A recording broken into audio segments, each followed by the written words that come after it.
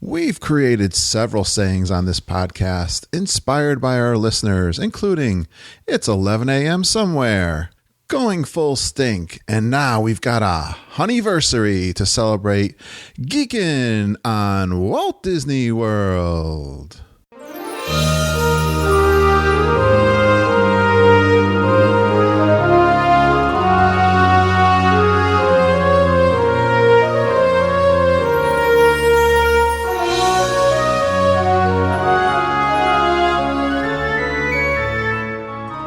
Are you ready for a fun-filled hour of food favorites, resort hopping, and hanging out with Disney World geeks?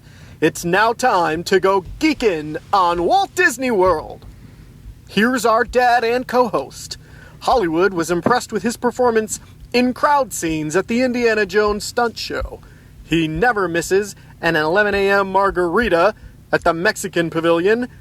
And Mike Wazowski is still raving about his performance as that guy over at Monsters, Inc. Laugh Floor. Ladies and gentlemen, please welcome Curtis Stone. Welcome home, geeks. It's episode 157 of the Geekin' on Walt Disney World podcast. I am your co-host, Curtis Stone, and we are the family-friendly father-daughter podcast that will feed your passion for Walt Disney World by sharing our experiences and opinions as well as others from our community of passionate Walt Disney World geeks. And today's episode is sponsored by our good friends with Fairy Tale Concierge Travel Agency. Fairy Tale Concierge is an authorized Disney vacation planner agency. You know them as part of our Geekin' family, and it's Susan Jones, Jennifer Galambos, and EJ Cruz. When you book your Disney World vacation with them, you're going to get a professional travel agent who has vast knowledge and experience with Disney World. They're going to handle all your bookings of resort and dining reservations. They'll help you with your itinerary, and they'll help you with any discounts that Disney is offering. They're going to give you individual attention to meet your specific needs. So contact them now for a free, no obligation quote. And best of all, their services are free to you. And I'm so glad I've seen many of our listeners using their services. It's awesome when you keep your trip bookings in the Geekin' family. Get all the details on our website, Geekin on WDW.com, and you can get all of their contact information. Now, this week on the show, Lindsay and I get together with super geekers Holly and Peter Bercase for their self-proclaimed Honeyversary. Holly explains to us that a Honeyversary is a word they made up that is a combination of their honeymoon and anniversary, because this was their 1-year wedding anniversary trip. Settle in for one of our longest episodes ever. I think it actually is our longest episode ever. We recorded over 2 hours, and I actually learned that my recorder, my MP3 recorder, will actually stop after sometime over 2 hours. And I had to splice together a couple of recordings, and I don't think you'll even notice that I spliced it together. Boy, it's now less than a week before Lindsay and I are back to Disney World. I'm recording this on January 1st, 2017. Got to get used to saying that. I'm really excited that we have plans to meet up with Holly and Peter for lunch on our drive down next week. But for now, it's time to bring in the new year with Holly and Peter and their trip report from this past year. Enjoy. She deeply misses seeing the Dreamfinder character walking around Epcot. She's proud to say she's rope dropped the great movie ride on more than one occasion, and she was lucky enough to be in the first group of guests to soar in the new Concourse C Soarin' Theater. Please give a warm Geekin' welcome to Holly Bercase. Aloha, everyone. Hey. You're supposed to say, hey, geeks. And I like hers better. What did she say? Aloha? Yeah. Well, in honor of Moana. Oh, very, very thoughtful, Holly. Thank you. Well, welcome back to the show. Thank you for having me back. I'm so glad to have you, because I know we've got to talk about your, what did you call it? The Honeyversary. That's great. Honeyversary. Oh my goodness. Even though we had our honeymoon, it was so crazy with the wedding and all the stuff that it felt so brief that this was what we kept calling it our honeymoon, and we're like, no, it's an anniversary, so we just started calling it Honeyversary. That's very creative, Holly. That's why we have you on the show. All right, let's bring on Let's bring on number 2 from Team Bercase. He once bravely rode the Orange Line on mission space 3 times in a row. He's a master at Sorcerer of the Magic Kingdom, and he discovered that Gerald was his spirit animal when he saw Finding Dory. Please give a warm Geekin welcome to Peter Bercase. Hey, Peter. Hey, Geeks. I feel like I need to say aloha, Geeks, here as well. That's right. I taught you well last time. It's good to be back. Good to be back. And we are excited that you went down there and you're doing all your trip reporting from Disney World from your 1-year anniversary. So this was the year of the Bercase, or is it still going on? What's going on with all that? The year of the Bercase was actually tied into my birthday because I turned 30. And she's just as ravishing as when I first met her. Good answer. So for a year from my birthday, from 29 to 30, I did a photo a day, and now I guess I'm 30. I'm done. I'm good. She's over the hill. Oh, Lord. That's great. All right. Lindsay, are you ready for a trip report? Yeah. Yeah. Where did you guys stay this time? Surprise, surprise, French Quarter. Oh, and that's a repeat then from the honeymoon, right? Yes, and just our all-around favorite. Same as everyone else. It's small. It's very quiet. We like the boat to Disney Springs. And because they were doing renovations on the Floatworks, a lot of people had changed their tickets to Riverside, so we got about $100 off the... Yeah, our original, because I booked it very, very early. I'm one of those people, I'll just book it, pay the price, and then when a deal or a discount drops, I apply it. Yeah. And so I had reserved it, and we originally were only going to be there Friday to Thursday, because the Wine and Dine race was happening the weekend we were going to be leaving. And so there were no rooms Friday. And then when we got the letter in the mail talking about that the food court was going to be down, I went on the site and was able to snag a pass holder discount and get an extra day. So we ended up paying $100 less a night. So it was about $140. For an extra night. And we got an extra night. That's fabulous. So Awesome. So can you assure me you didn't starve to death while you were at Disney World then with the food court closed? I promise. You made out all right. We did okay. I mean, I think it was probably beneficial to our health that the food court was not open. And I'm sad to say that we will no longer be able to get breakfast bowls at the Floatworks with now it's currently open, because I'm pretty sure I gained a couple of pounds on those alone. Yeah, they got rid of that, and now it's the omelets like Riverside. I was looking at their menu, so that was sad. But they still have beignets, and we ate how many? 3 orders? We had three orders of beignets over the course of a week. You had to survive on beignets. That was the... How else are you supposed to do it? I don't know. Beignets and po' boys. Yeah. Food court was closed. You had no other option. That's awesome. All right. Let's see here. You guys are meticulous with your outline and trip reports, which Yeah, is... you can pick what you want. We get a little detail crazy. Literally, before we went to bed, we sat down and we wrote pages recounting everything. There are drawings included.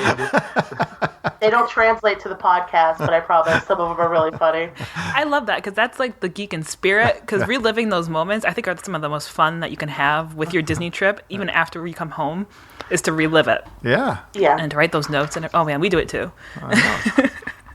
It really is part of the fun of being able to analyze your day and be like, oh, we really love this, and or that was really funny, and then while Holly's describing something, I'm just making a cheesy little doodle on the side. Well, we can include those on the Facebook. Yeah, there's a particular one I'm looking at that is quite funny. Be sure, yeah. I'll make sure to get that scanned. Yeah, get them. That'd be great. Scan them, get them up to us, and or you can post them yourself. That's awesome. All right. Yeah. So you guys don't like to try different resorts? You want to just stick with what you like? We do. I think for now, until we make the DVC plunge, which is about 10 to 15 years away for us at the moment, but we're going to stick with the moderates. I do know, I think next time I want to try Caribbean Beach. That was the resort that I stayed at a lot when I was younger. My parents were paying for it, I guess I should specify. And I think next time, but we're not planning any big trips next year because we got a lot of little trips planned. We're doing the 5K Star Wars, so that's a weekend. We're going to try and do the 5-10K for the food and wine. So we're hopefully one of the times probably stay at Caribbean just to get the experience. But I don't know, French Quarter, when you got something good, it's hard it's to. Special to us. We also we got married there. We had our honeymoon there. So even I know we're going to be staying at all different kinds of resorts, especially once we get DVC. But it's going to have a special place in our heart.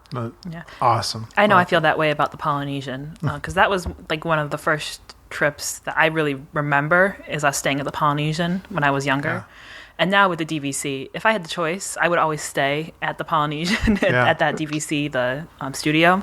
I mean, I would love to stay at Animal Kingdom again, but We're really, Mom and I are really creatures of habit. We like to find something we like and go, but I'm torn between. It's kind of tough with Disney because all the resorts are so great. yeah, It's hard to. like one of them. We want to stay at the Wilderness Lodge, Yeah. but it's hard to pull away from Polynesian, and we'll have our Bay Lake, of course. We should do that. That is a good goal, though, to do the Wilderness Lodge probably next. I agree, Lindsay.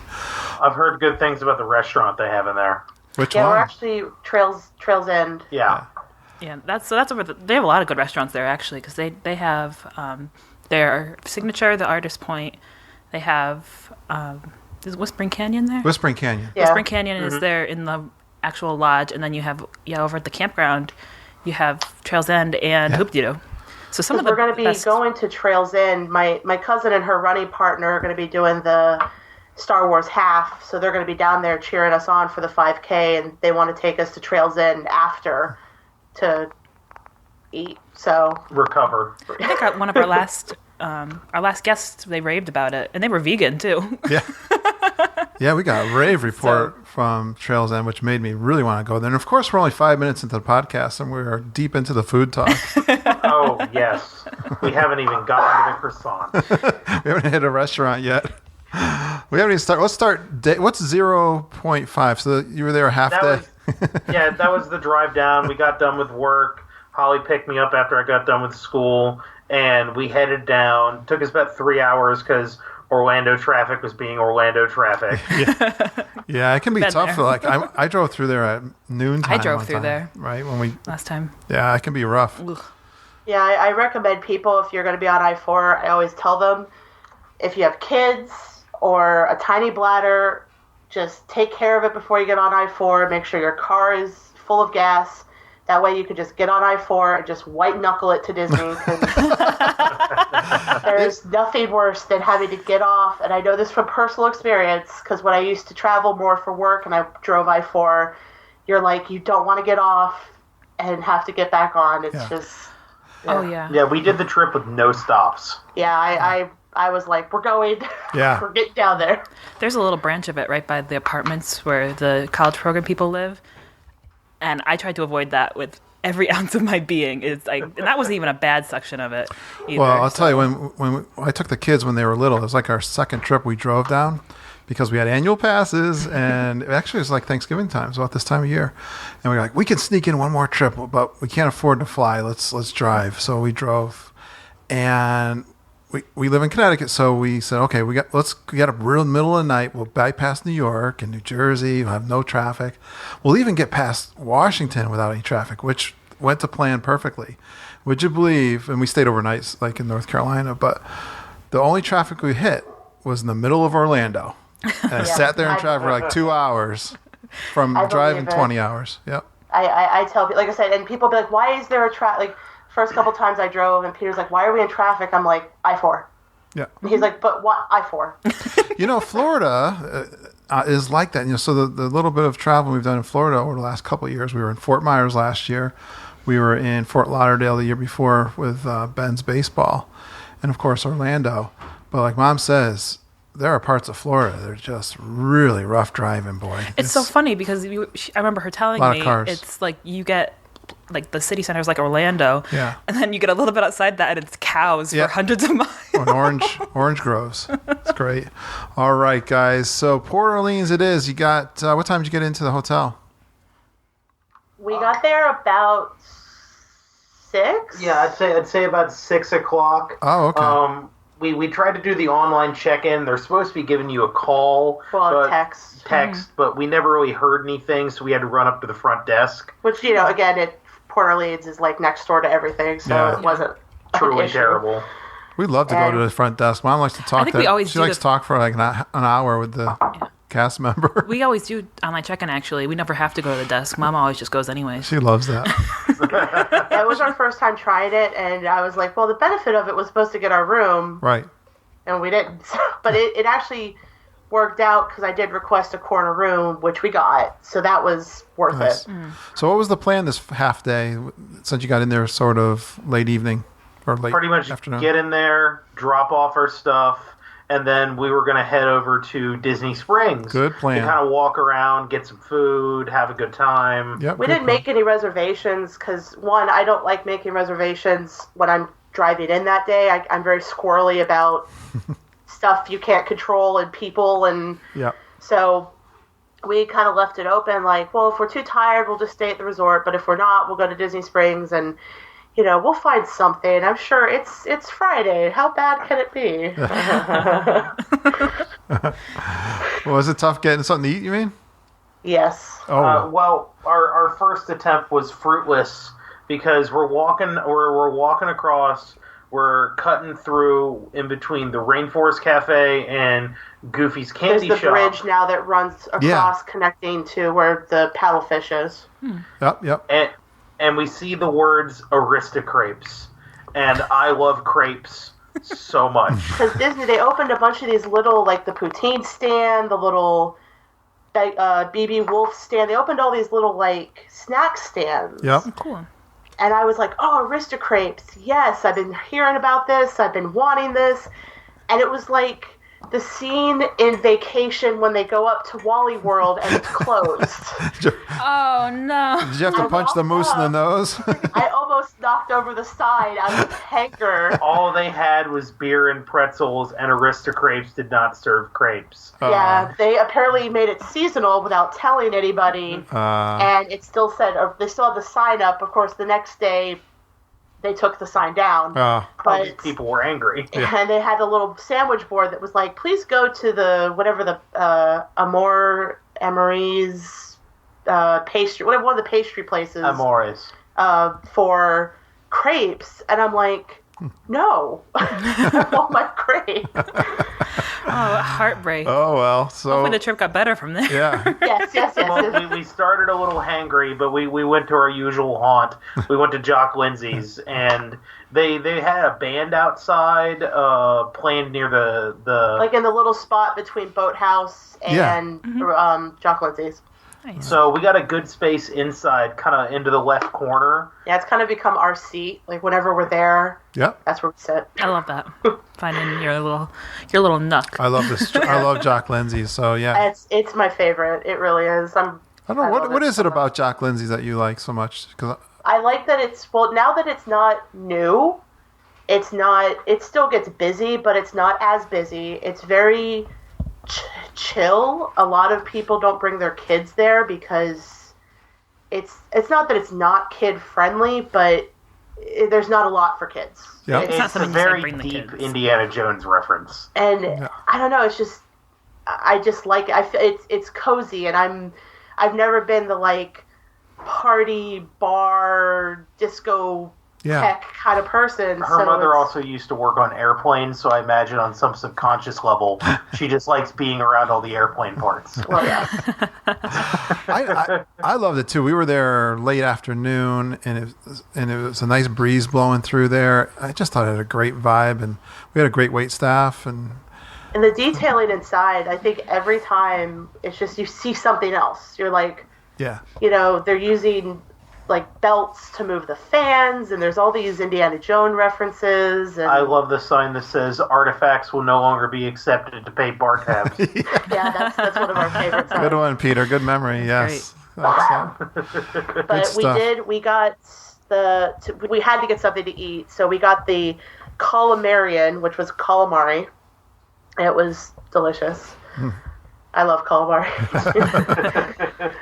And I got the bedtime story drink, which is, it's like vodka and ginger and a bunch of stuff, and it had this like edible hibiscus that was described to me like an adult fruit roll-up. It was a gin-soaked hibiscus. Yeah, it was delicious. Very good. Good start. Well, a good recovery from the crepe disaster. Yeah. The crepe disaster. You earned that rum soak hibiscus. Oh, yeah. It's getting better. All right. I got a... Yeah. I'm sorry. Go ahead. I got a smoking bullet, which has bullet whiskey, which was a whiskey sour, but they use egg whites in it to kind of give it that thick, a little bit more of a froth to it. Yeah, yeah. It's like a milkshake. It was... Whiskey milkshake. Yeah, a little bit. And it was very good, and I'm a very light drinker, so for me, I'm perfect. Yeah, right. You got a little glow right there. Good start. Yep. So we kind of hung out there for a little bit, and then once I got a little liquid courage, I was like, hey, why don't we go to Deluxe Burger? I'm sure it won't be that busy. Yeah. Is that near Blaze? Yeah, it's near Blaze. Yeah. So who knows which line was for which, or if people thought they were in the, I don't know. They're both the lines were out the door. Yeah, the lines were insane. And we just didn't want to deal with the crowd, so Holly suggested let's go to the Morimoto counter service, the street food. Yeah. Yeah. I was like, let's see what the wait is there. We haven't tried it yet. And if the wait's not too bad, we'll get something to eat. Otherwise, we'll just go ahead and catch the bus back to the hotel and, get something to eat at the food court, closet, whatever. But the street food, it was really good. It had only, I think, 5 people in front of me. They had only a very few amount of seating because they have a very clear line of, like, here is where the outdoor seating for Morimoto's restaurant is. Here's where it is for the street food. So we had to do the food and wine and eat over a trash can. I don't like doing that. Oh, me neither. Yeah. But everyone's done it. Yeah. Everybody's done it at one point. Oh, wow. But we ordered the chicken teriyaki bao, which is... It's kind of like a chicken teriyaki taco with a steamed bun. Oh. Which was good. And then the other thing that Peter was like, can I get it? I was like, sure. It's takoyaki. It's fried octopus fritters. It's like they took Hush Puppies and they put octopus in it. Is that good? So good. Oh, good. Hey, to me, fried anything is pretty good. But, I really want to try Morimoto's. Yeah, that's on the list. Yeah, I really want to try that. That's something I can get on board with. Yeah. I mean, try the street food, see if the flavors work for you. I think that's a good place to see if, like, oh, I like this. Maybe I'll try and get a sit down there. You think it might be really spicy in there? It actually wasn't super probably tone spicy. it down. Probably tone it down for They're the not Americans. particularly known for spicy food, though. It's umami. Well, you know what? The more I hear about Disney Springs, the more I like it. You know what I think, guys, too? We had some success getting down there about 4 o'clock, and to at least to beat some crowds. I think it's really crowded at nighttime. I think the time you guys got there was probably just starting to get... Yeah, it was. The town center was insane. Plus Friday night. Marketplace was a little less crazy, but the town center's newer, so that's where everyone was. I'm thinking Friday night, too. Yeah. We'll probably be there Sunday night. A weeknight, like early, like quit the parks 3 o'clock and get over there is kind of my strategy when we go down. All right. Anything else here before we move on to day one? We went to a strange place for us. Okay. Admittedly, it felt like we stepped into another dimension that we didn't belong in. Remember, this is a family show. It's a Japanese clothing store called Uniqlo. Okay. And They're known because they have really cool T-shirt designs, affordable T-shirts. I think it's $12 for a T-shirt. Yeah, at they're Disney. like $10 to $15. They're Disney shirts. They had Pixar. A lot of really just interesting and cute things. Cool. But they only go up to an XL, and that is a slim cut XL. that's like an XL that a person who normally wears a large would wear because the large is too tight. Yeah, it's not for people like us. Yeah. So Is it made for the Japanese market? Knocking people over. Made for the Japanese market and not the American market? No, Yeah, it was like sterile Apple Store white in there, but at the same time full of all these bright colors. It's a 2-story like department store basically. Wow. Yeah, it was weird. It's huge. Sounds interesting, but like you said, we feel a little bit alien in there. I wouldn't fit. Like picking up Barbie doll clothes and being like, maybe not. Yeah, these are large American Girl doll clothes. Yeah. Nice. But yeah, so we took the bus back because the buses, they used to be all the way on the left, but now they're like right by town center. Oh, yeah, And- they put the new bus stop in there. Oh, yeah. Yep. So since we were there, we were like, let's take the buses. There's no reason for us to walk all the way back to the boat landing, which is almost to Saratoga Springs. Yeah. So we took the bus, and we did see the Golden Oak bus, which is the $2 million house community, and we were kind of like, I wonder if they'd let us on that bus, but we figured probably not. No. Yeah, probably. They probably have a retinal scanner. Yeah. They scan your magic band, they're like, no. Oh, Not for you, Governor. They have I didn't know they had a bus. I'd never seen that. That's interesting. Yeah, they have the Golden Oaks has bus service to all the parks. Private bus service. Private bus service to all the parks. Of course. So think of that the next time you're waiting for a bus at Magic Kingdom. Well, you might see some Hollywood stars on that bus, though. Yeah. Someone Who visit their famous. Golden Oaks home for like a week out of the year, maybe. Yeah. I know. Oh, well, we can dream. Well, after we got done thinking about squatting in a Golden Oaks house, we made our way back to French Quarter. We got our refill mugs, and I got some beignets, and then we went back to the room. Now, I love beignets because my mom's family's from Louisiana, and she used to make beignets when I was growing up. Oh, so that's cool. That's cool. I could eat beignets for days. That's like I said, you could survive on them. No Yeah, big right. loss to food Raspberry court. sauce, that's a fruit. Yeah. There you go. Very healthy. Well, considering that day we walked about 18,000 steps, Yeah, right. I think we earned it. Did you already in Disney Springs? Yeah, Yeah, in Disney between Springs. work and then Disney Springs, it Okay. was just a lot of hiking. Wow. believe it. I kept track of my fitness the entire time. I did 134,000 steps over the course of the week. Ooh, wow, Peter. You got to beat that, Dad. Come on, you're the walker. You were there a week. Yeah, that's I don't know. I'm trying to do the math, but you're somewhere in like 20,000 plus a day, which is typical, I think, for me awesome. too when I'm there. Good for you. That's why we were like, we'll eat what we want. You're paying for it. Very good. All right, let's do day one.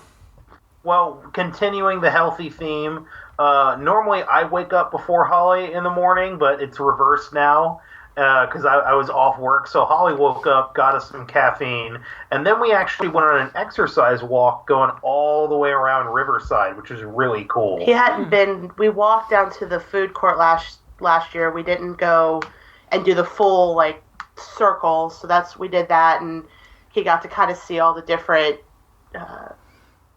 Magnolia Bend and some of the different areas over there. And Old Man Island and everything. It was a nice little morning jaunt. Yeah. So you didn't have a park in mind to hit first thing. You wanted to do a little. The theme of this trip was to relax, and I know we walked a lot, and it doesn't sound like we did, but like other than I think 2 days we did early morning, but other than that, we just kind of woke up and swam and relaxed, went to the park and came back and swam and relaxed and went to the park. We really learned how fun a vacation can be when you make a plan, but then you got to change it on the fly, and you still have a great experience. So we've done the really hard, gotta stick to the timeline plans before, but we were on a different wavelength, and it was a lot of fun. We went half stink. I was going to say, you didn't go full stink. So that's interesting. Did you enjoy this plan? Yeah, it worked out really well, and we ended up making some changes that we'll talk about later that at the time you're like, oh, did we do the right thing? But then looking back, you go, yeah, we did the right thing. We made the right call. Nice. Very relaxing. Yeah, I think walking's relaxing. I was first going to say, knowing how much you walk when you're in the parks, why would you take a long walk first thing in the morning? Because I always laugh at the people who go for a run when they're Go to the gym. Go to the gym. It's like, really? I mean... I guess. Well, I mean, we warmed up. We went to the pool after that. I was that guy who went down the slide twice. Yeah. At like 9 o'clock in the morning. The lifeguards love you. That's great. And then we enjoyed the jacuzzi, and that's the other thing is we were like, we want to enjoy the jacuzzi. Yeah. But after like a certain time, it's like it becomes full of kids. Yeah. And then after another certain time, it becomes like a 1970s vibe going on. That's a great way to describe it. What is so true. What's a 1970s vibe? It's just a little I'm creepy. going to say a lot of hair and, yeah, that's about it. Adult beverages. Adult beverages. Yeah. Oh, okay. You've seen that at the Bay Lake Tower. There's been times when I went down to the hot tub down there, and just turned right around and went back upstairs. I know. You know, it is not my scene. I'm going to agree with you guys on that one. I'm reluctantly going to agree because I don't want to admit that I don't like to go into the jacuzzi when everyone else is in there. It's like, I want to have my own bubbling I know. I love hot bath water. Isn't it awesome when you go down there and there's like nobody there? You're like, oh. Just you and like someone you know and you actually want to hang out with. Yeah, like it was perfect. It's almost as good as going into the bathroom and nobody's there. Which is rare find in Disney World. After we jacuzzed, we showered up and, surprise, got another order of beignets. We had to live. I expect nothing else. I'm seeing a pattern. And we were planning Hollywood Studios this day because I did have a 1:55 Brown Derby reservation.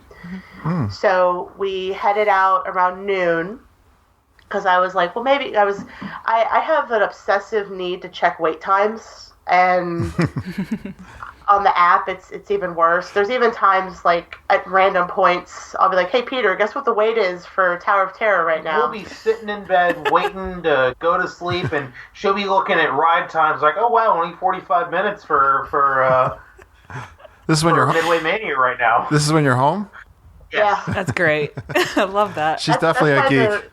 The interview you did with Len was so interesting because I like statistical data and turning it into plans. Oh, that was a geek fest, yes. Mm-hmm. Absolutely. So we headed out to Hollywood Studios around noon. There was about a 20-minute wait for Great Movie Ride, which is, I always tell people with Great Movie Ride, whatever the wait is, plus 20, because it's a long ride. So I was like, okay, well, we got time to do that before our reservation. And we did get to see the Ark of the Covenant prop that they just put in there. It is so shiny and cool looking. Cool. It was really neat. That's the original from the movie. Yeah. Amazing. Indiana Jones. Indiana Jones. Yeah. What's the first one called? Raiders of the Lost Ark. Thank you, Raiders of the Lost Ark. Did they just? It's the Ark. They of just. The Covenant. Yeah, right. Did they bring it in just recently? Right. Mm-hmm. Yeah. Nice. And it was pretty. It wasn't busy, but they were doing both trams. So we ended up getting the Cowboy, which, as I've stated before, is not my favorite, but Sorry. Okay. And this is the first time I'd really say that we had a negative experience with another person at the park because, well, I would say during a ride, because the gentleman in front of us was taking flash photos constantly, and the cast member was trying to tell him, stop taking flash photos. Stop taking flash photos. And it seemed like he was thrown off because of this. And understandably, he's trying to do his job, he's trying to deliver his lines, and he's getting blinded every 10 seconds.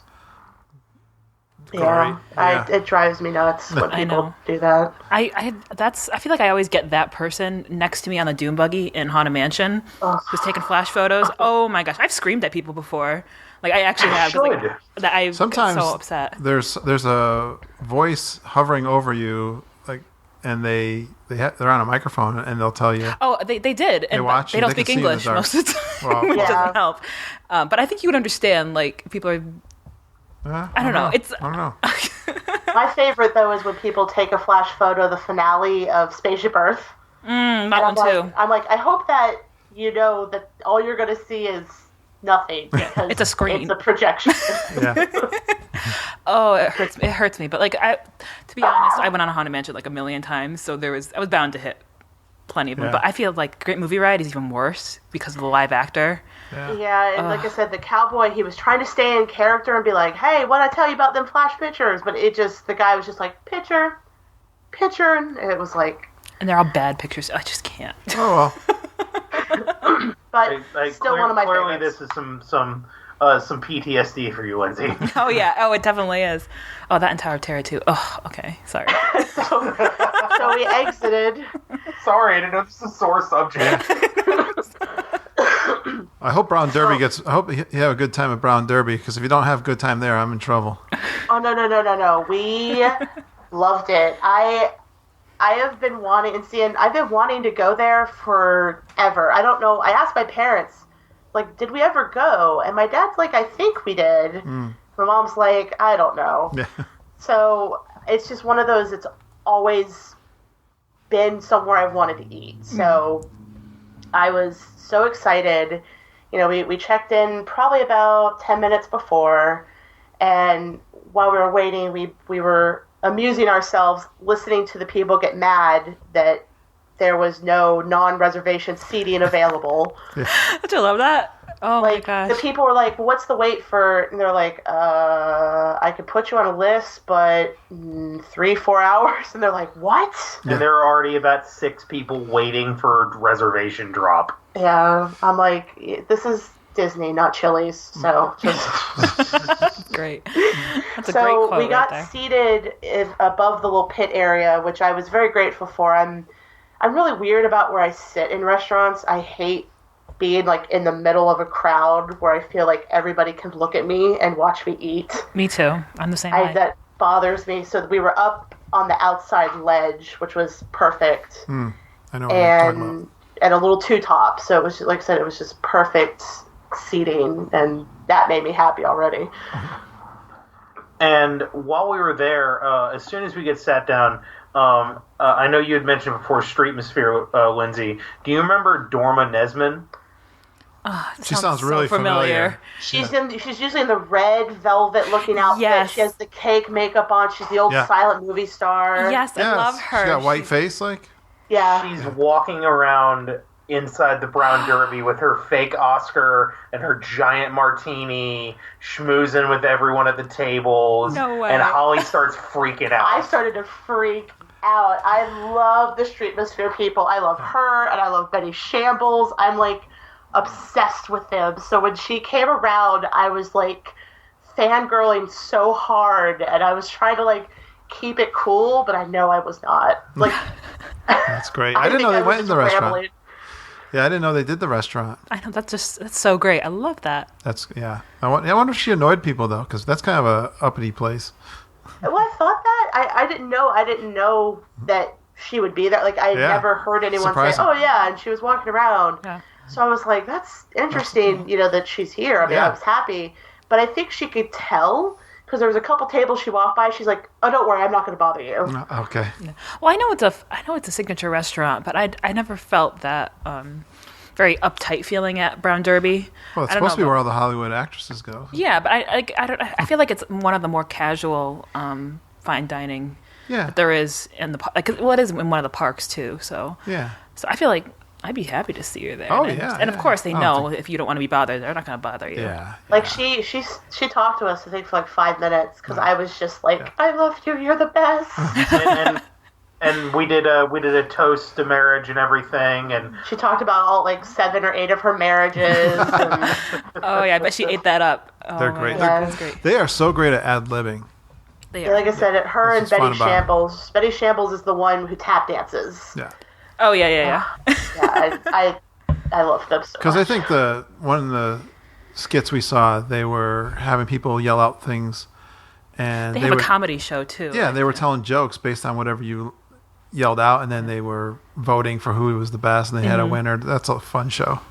Yeah. I like. I miss those. Yeah, they've scaled it back so much now because of Star Wars. So Oh, okay. I'm hoping maybe once Star Wars gets its land in 2030, they'll bring them back out a little bit more. My other favorite one is they had a high heel race, all the ladies Oh, really? down Yes. down that main streat. Oh, I never saw that. Oh, so funny because they scoot like on the little tips of their shoes and everything. I'm a big proponent of catching these. Streetmosphere. Yeah, any of the street performers. I think they're all fantastic. Love it. All right, so did you eat here? Oh yes, we didn't just go there to see the celebrity. We Hobnob with Hollywood's finest. bumping elbows. We started off with some drinks. Holly got the margarita flight. Yes, that's my Yay. favorite. I got that every time I go. I had to geek out. I had to, yeah. They're good though. Those. Yeah, what'd you think of the margarita flight at the? It was good. The original was good. The pomegranate was good. The mango, I wouldn't order a mango anyway. Like that's not Yeah. a margarita that I'm like, yeah, mango. But it was good. No, I feel the same very way. much enjoyed it. Altogether, they make a great tasting little drink, and there's quite a bit of. Yeah, that was my thought is because we going into all of our restaurants and stuff, we were like, we're not just going to be like, yes, pour more alcohol. We were like, we're going to get a drink, we're going to enjoy it, and I was able to really kind of spread the drinks out over the meal because it almost felt like 3 drinks on their own. Oh yeah. Yep. You got a couple of different flavors. Nice. Yeah, and I got the open audition, which is some kind of combination of Southern Comfort and vodka. I feel like you had that. No, Someone did. that's not me. Maybe Mama. Mama goes all out when she's in the Brown Derby, as you might have heard in the past. I don't recall. What I had there. And we did get the Cobb salad to share the app, which it was very good. I'm glad we got it as an appetizer. I'm sure it would have been. I don't know. I'm glad I didn't get it as an entree, but Big, yeah. And then for my meal, I got the vegetarian pho with tofu spring rolls. Because even though I'm not a vegetarian, I was vegan-vegetarian a while back, and I do enjoy vegetarian food, and I love pho. So I was like, you know what? I'll give it a try, and it was really good. That sounds good. I think I know what I want to try next time. Yeah, I go. sounds like something Lindsay would like for sure. Because I usually get the Cobb salad, and I like the Cobb Well, salad. I like what Peter got. I think I like what Peter got. What'd you get, Peter? The pork 3 ways. What is that? That sounds really good. So that is a seared pork tenderloin. You get a spiced pulled pork and then pork belly. Nice. That sounds like something you'd like, but it's hard to drag you away from the steaks. Yeah, I make a lot of pork. I do barbecue here, so I often do steak. I don't have a lot of steak when I'm home, so I usually do go steak. That's true.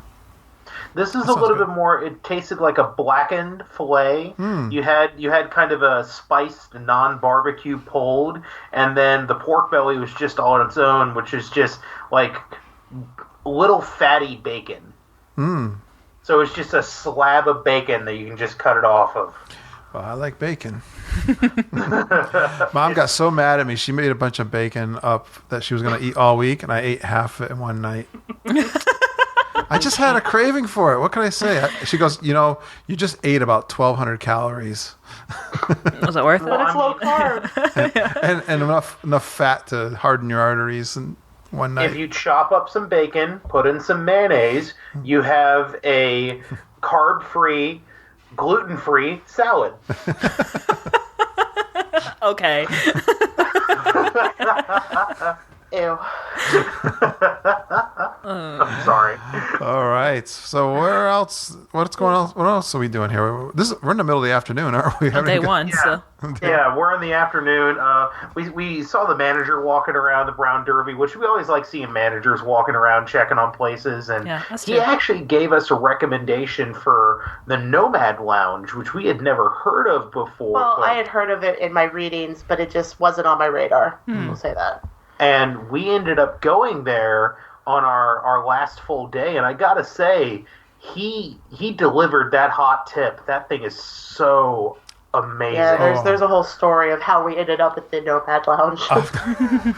Well, I'm glad. I can't wait to hear that because I am excited for the Nomad Lounge. Actually, Len Testa mentioned.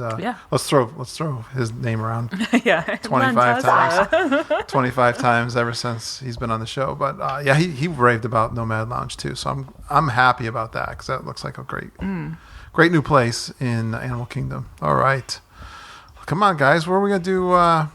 Did you go on any rides? Well, after that, we went to Indiana Jones Stunt Show, of which our curse is broken. We had done like 3 times in a row where it had literally been rained out, had technical problems. So you got to see the show? Yay. Finally. Well, before we did that, let me back up real quick.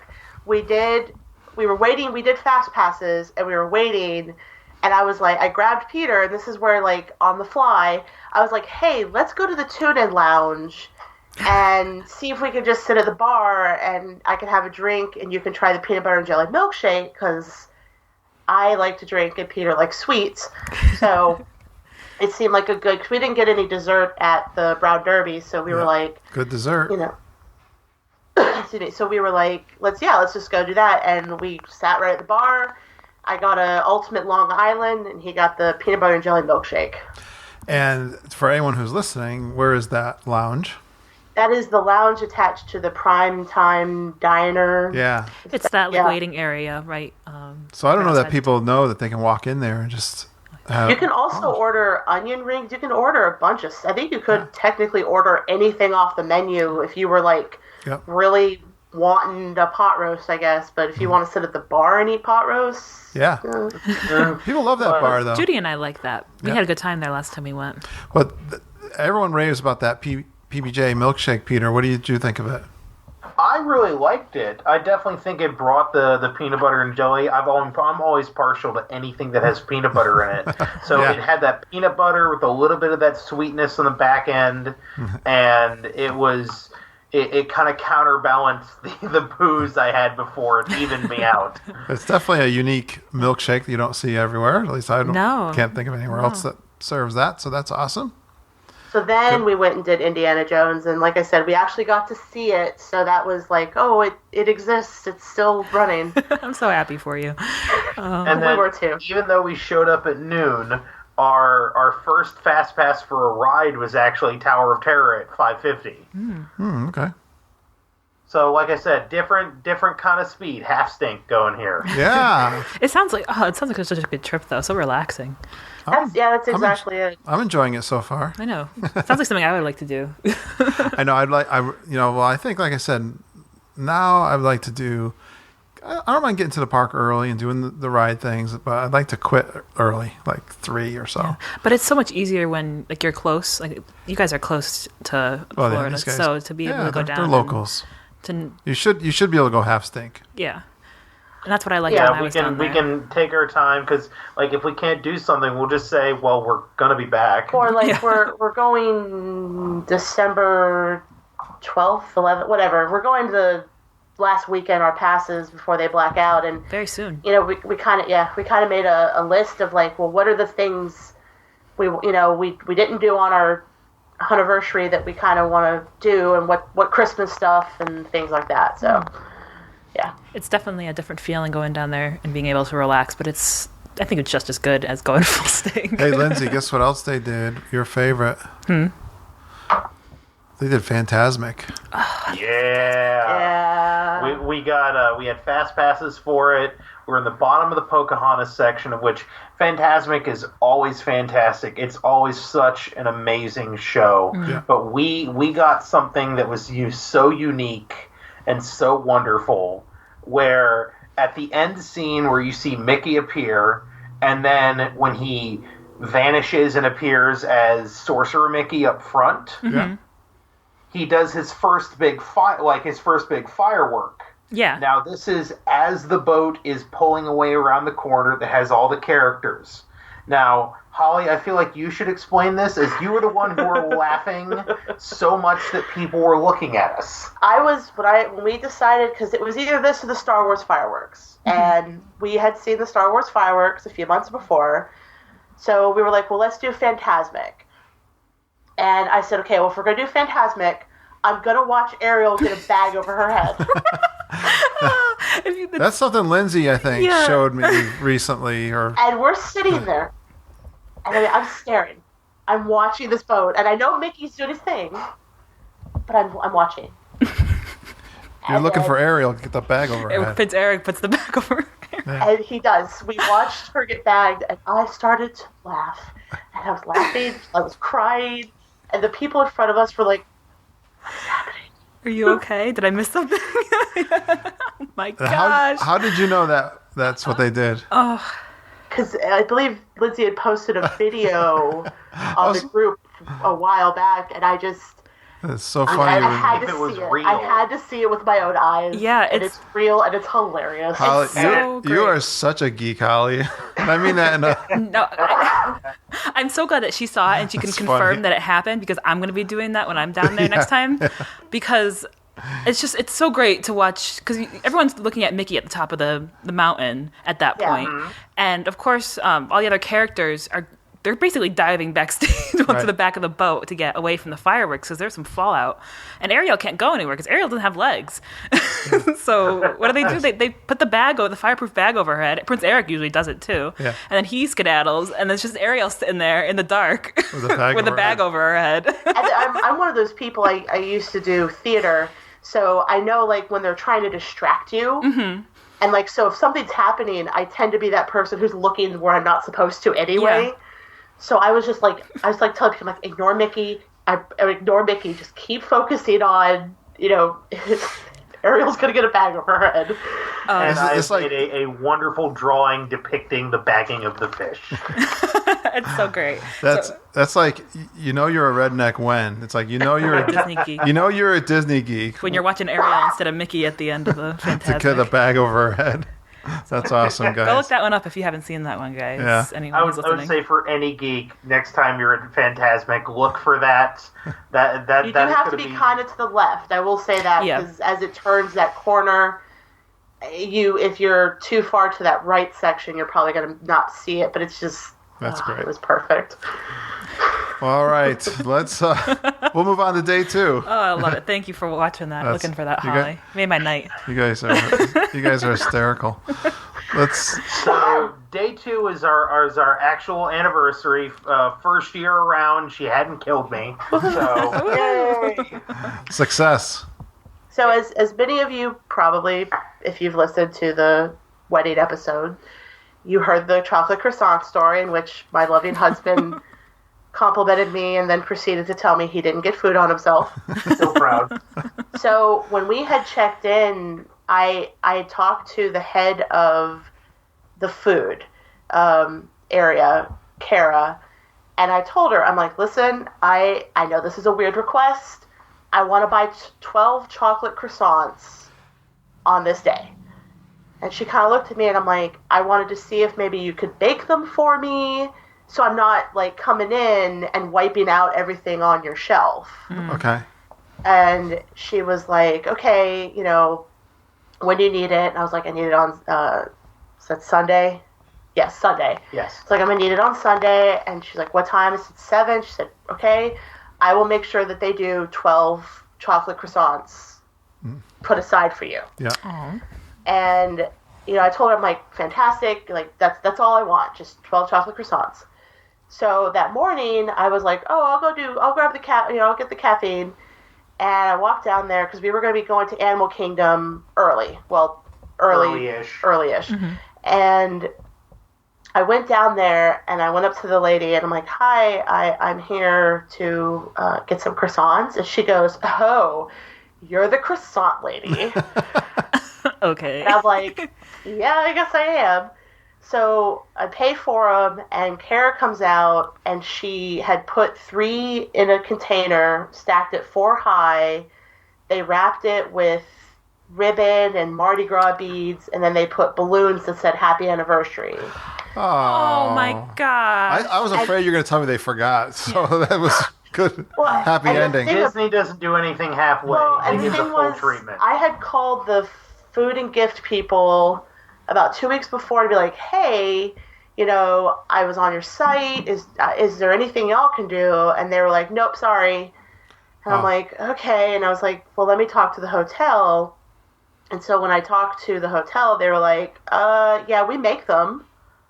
And I'm like, okay, well, I'm trying to see if I can. They're like, well, I guess just talk to someone when you're here. And I was like, okay. Yeah. So I was Disney didn't let us down. That's That's it great. went above and beyond. Like Love that when I that saw it, I started to tear up. I showed an emotion, and I was just I told her, I'm like, this is above and beyond what I could have expected. Thank you so much.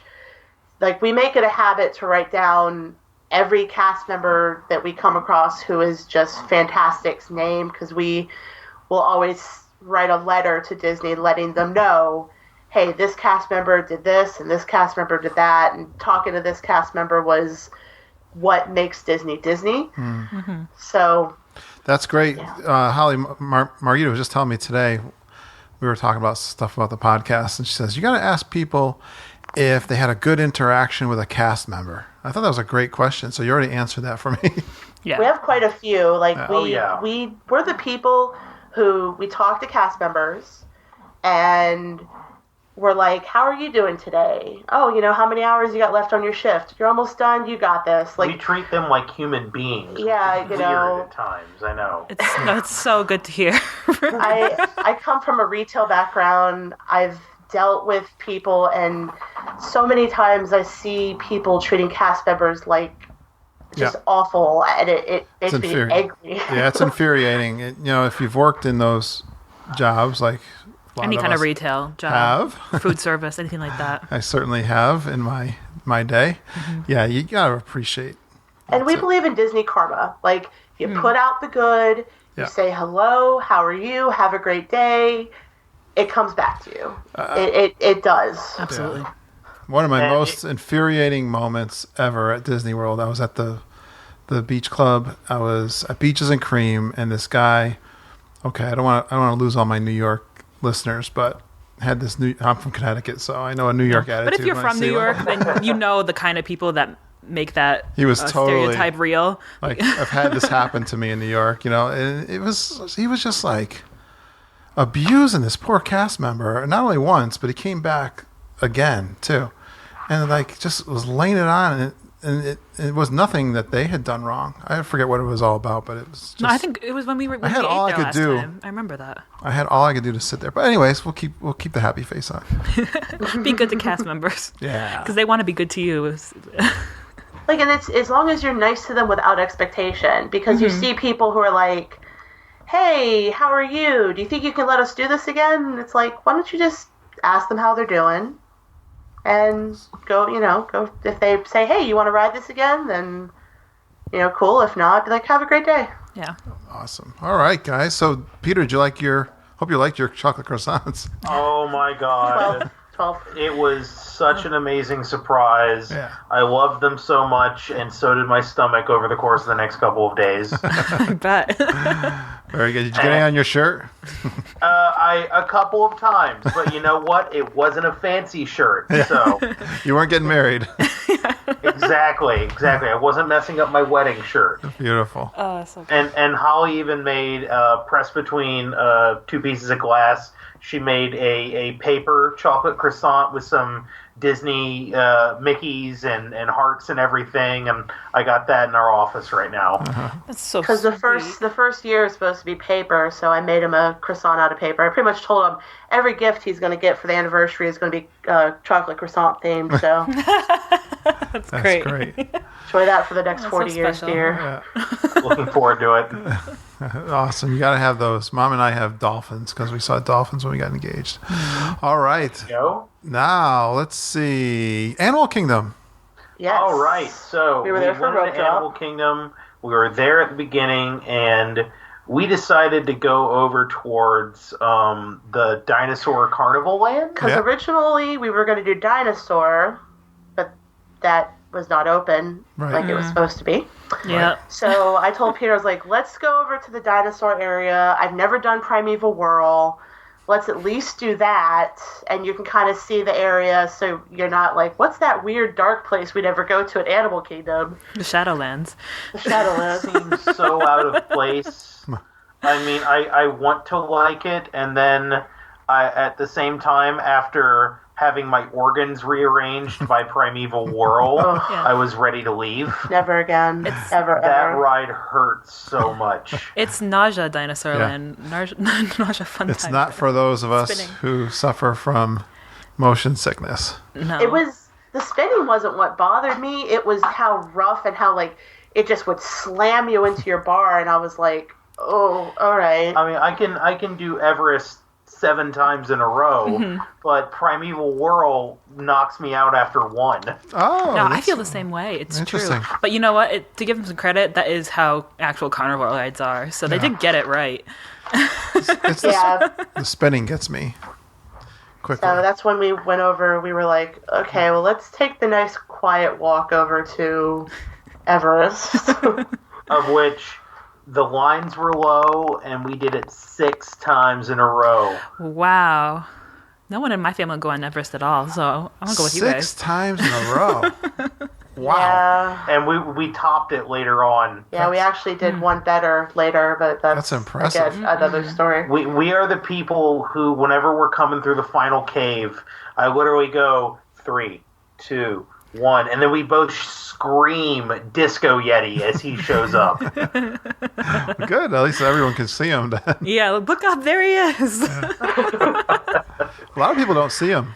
Oh yeah, I've sat next to people who I've totally never been on the ride before, and be like, you got to look for the Yeti at the end because you can't really see him unless you're really looking. That's right. A lot of people don't see him.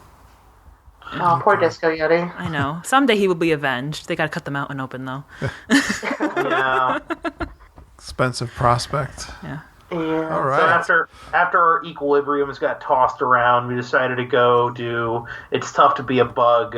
Because the last time we were there, we had a crying baby incident. And we were in the front row, which I don't like to be in the front row of any theater shows. I like to be as far back as I can. Yeah, me too. So, yeah. This is definitely a better experience.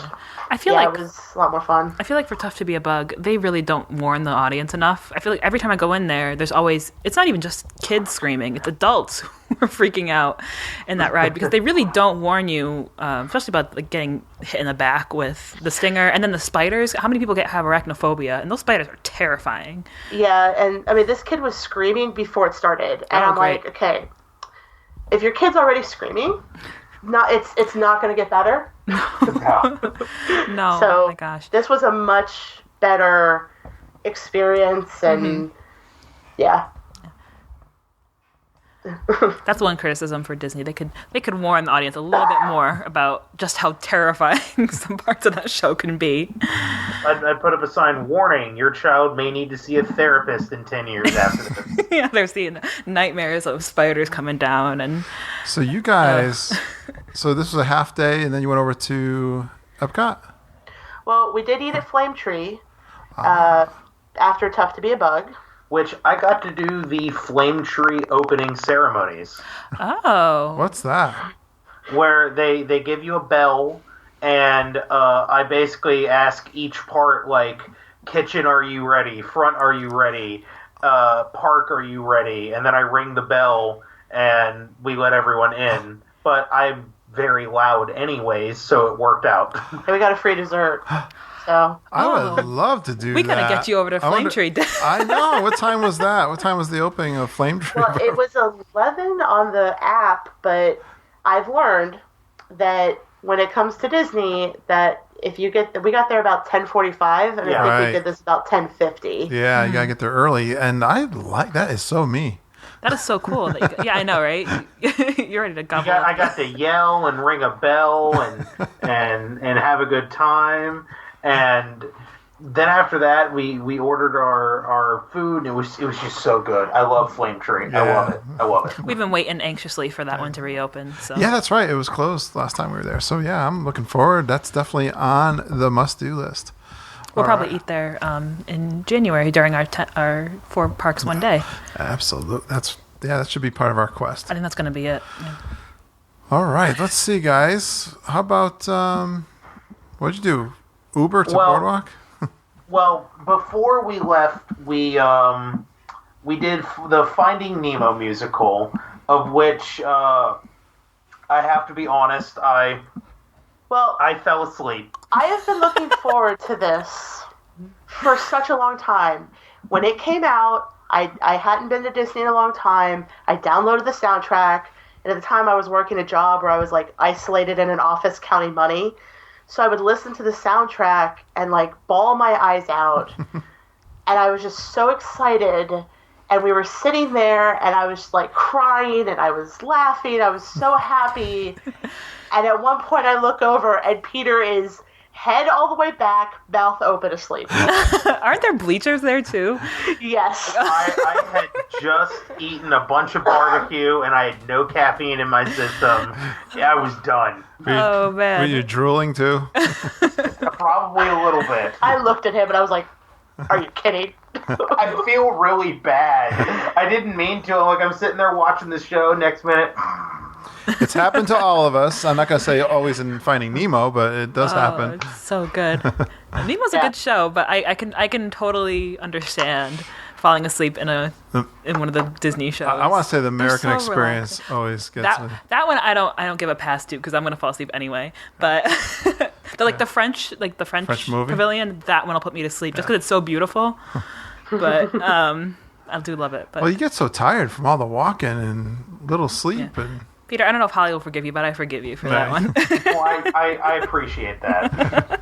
I'm never going to live that one down. Literally falling asleep somewhere is Nemoing now. Yeah, we call it Nemoing. That's good. The love of the chocolate beignets, kind of. Beignets and the barbecue and everything. All right. Well, now where we went back to... where to next? We went back to French Quarter. We kind of took a nap, got dressed, and then we took an Uber to the boardwalk. Yeah. Where we had taken a bunch of pictures around the boardwalk, and we went up to the gazebo where we got married and took some photos there, which was really nice. Oh, that's yeah, so there was special. no one there, so it was perfect. We just walked up and reminisced, and I had another feeling, and we we were like, wow, look, we did it a year ago. Let's go eat. That's so nice. That's so cool that you actually got to go back to the place where you got married. Good idea. That's awesome. That's a nice spot. Love the boardwalk. All right, you went over to World Showcase? Yeah, we went through the International Gateway, and there was a cast member named Cricket, named after Jiminy, as she told us, on the bridge doing the picture with the Eiffel in the background. Mm-hmm. And that was a wonderful cast member experience. She was just a lot of fun. And then we originally, let's go to the Rose and Crown pub, and walked in, and it was so busy, and it was so full of, drunk college kids that I don't handle loud noises very well. I don't handle loud drunk people very well. Mm. So, I walked in, and I was like, nope, turned out, left. That is the place in Epcot that I've seen the most... the most drunks. Yeah. I was going to try to make it sound nice. By then, they started in Mexico, and they've gone all the way around. Now they're in the UK. They're already drunk, and they're drinking more. I think you're right. You're trying, and my dad's trying to convince me to go have dinner and drinks there to watch Illuminations, and I am very much against it. Well, the outdoor is not bad, because there's actually, if you just go down, by where the fish and chips cart is, mm-hmm. there's a little path that goes down, and it shares a patio seating with the restaurant. Mm-hmm. It's quiet. It's off the lagoon. That is very nice. Yeah. I would probably eat there if I was outside. Inside, it's just a little too much. It's like Raglan Road. I really like the food, but it's just when there's so much noise and people, nope. You guys gave me the idea because you did some live streaming from that spot. Yeah, that was. But we did learn, because we went there twice to that little spot. If there's going to be a private party, they will kick you out. Oh, sure. Usually at around 6. Usually around 6. But if there's not a private party, I say hunker there and just, don't move. Because you can watch Illuminations from there, right? Yep. Exactly, and it would be such a great spot. But once we got booted, we went over and we met Alice by the UK, and Holly asked about her kitty Dinah. And we have a really wonderful picture where Alice is giving the crazy eyes like she's going to kill Holly. Yeah, how the photo pass person caught it at just perfect point where she's like got her head tilted. She's like, "I'm going to kill you." Why? Is there something about that character? A short line. Well, short line, and Holly did walk up wearing a red dress, so Oh. Alice may have assumed that she was working for the Red Queen. Oh, okay. Was not happy with her. No. Oh, all right. All righty then. Don't wear red when you go see Alice. Well, next time we went over and we saw Canada for the first time. I was like, we had time to kill before our Le Cellier reservation. So I was like, hey, you haven't seen the Circle Vision. Why don't we go do that? And it was delightful, as always. I love Martin Short. Yeah, I do too. He's He's fun. the best part of the show. Yeah, he is good. To be honest. But I didn't know you had a reservation for Le Cellier. Look at you Yes. guys. Fancy. Oh my lord, you thought Brown Derby was good. Le Cellier just keeps it going even more. Oh, good, because we haven't been in a long time. And We it's- tried to, but you guys canceled it Yeah, on me. we bagged it. Oh well, I know, and people just rave about this restaurant. Yeah, and when I asked Peter where he wanted to go for our anniversary, I was like, anywhere on property. Where do you want to go? And like, not even a second later, he was like, Le Cellier, Le Cellier. Oh, So why? that Yeah, when I made that reservation first thing, I was like, that is the number one reservation to make. Everything else from there is... well, Peter, what's it about Le Cellier that you wanted to? I would say large chunks of meat. That's good enough for me. They do that well. And Yeah. I've heard so many good things about it. And not only that, but they have specialty teas Okay. on the menu. Yeah. So we didn't get any drinks there, but we got the specialty teas that they give you your own little pot to keep pouring from, and I gotta say, it's really awesome. Oh, good. Yeah. I It was a heard that. nice different thing to go with your meal as opposed to like a Coke or a beer or a cocktail. Yeah, nice. They were good, huh? Like Yeah. Holly got the Shanghai Rose, which has rose petals and lychee in it. It was good. And I got a Darjeeling Green, which is a mix of green tea and Darjeeling Black. Very nice. And then, of course, we got their signature poutine, which I had never had poutine before. So I know this is the fancy poutine, but it was really good. What's poutine? You've asked this like 3 times already on the show. Have I? Yes, you have. No one's You trained never me really yet. learned. I'm Poutine slow. is French fries with gravy, like brown gravy on top. Oh, okay. Then you put cheese curds on it. Oh, It's like real Canadian comfort food. I guess so. And then with this one, they have like hand-cut fries that were like really deeply, like really baked in there.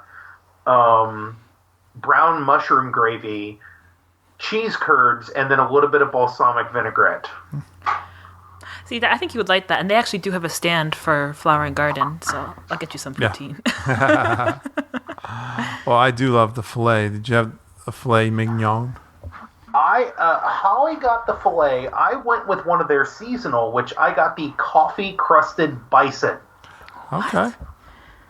Yes. Yeah, exactly. It was a coffee crusted bison I think I've heard of this. sirloin. Yeah. How did that come off?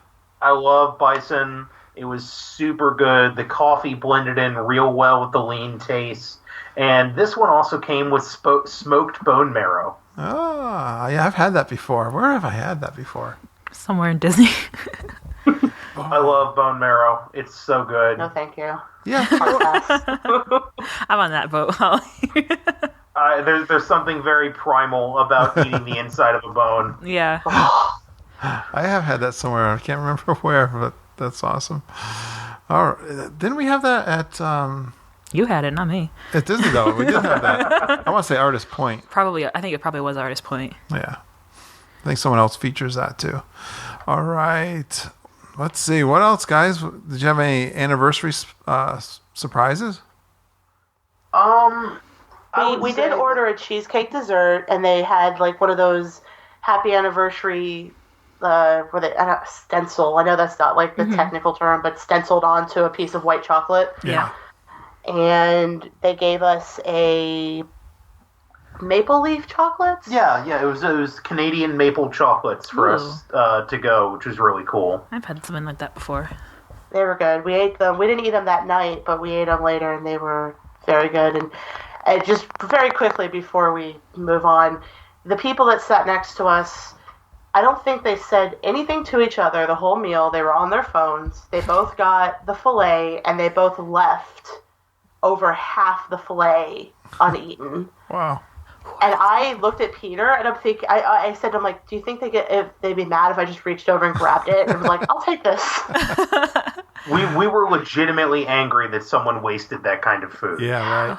I was like, wow, imagine being at that income tax bracket where you're like, I'm just going to eat half of this $55 steak. Right. I grew up in a family where I had to eat everything on my plate, so I know what you mean.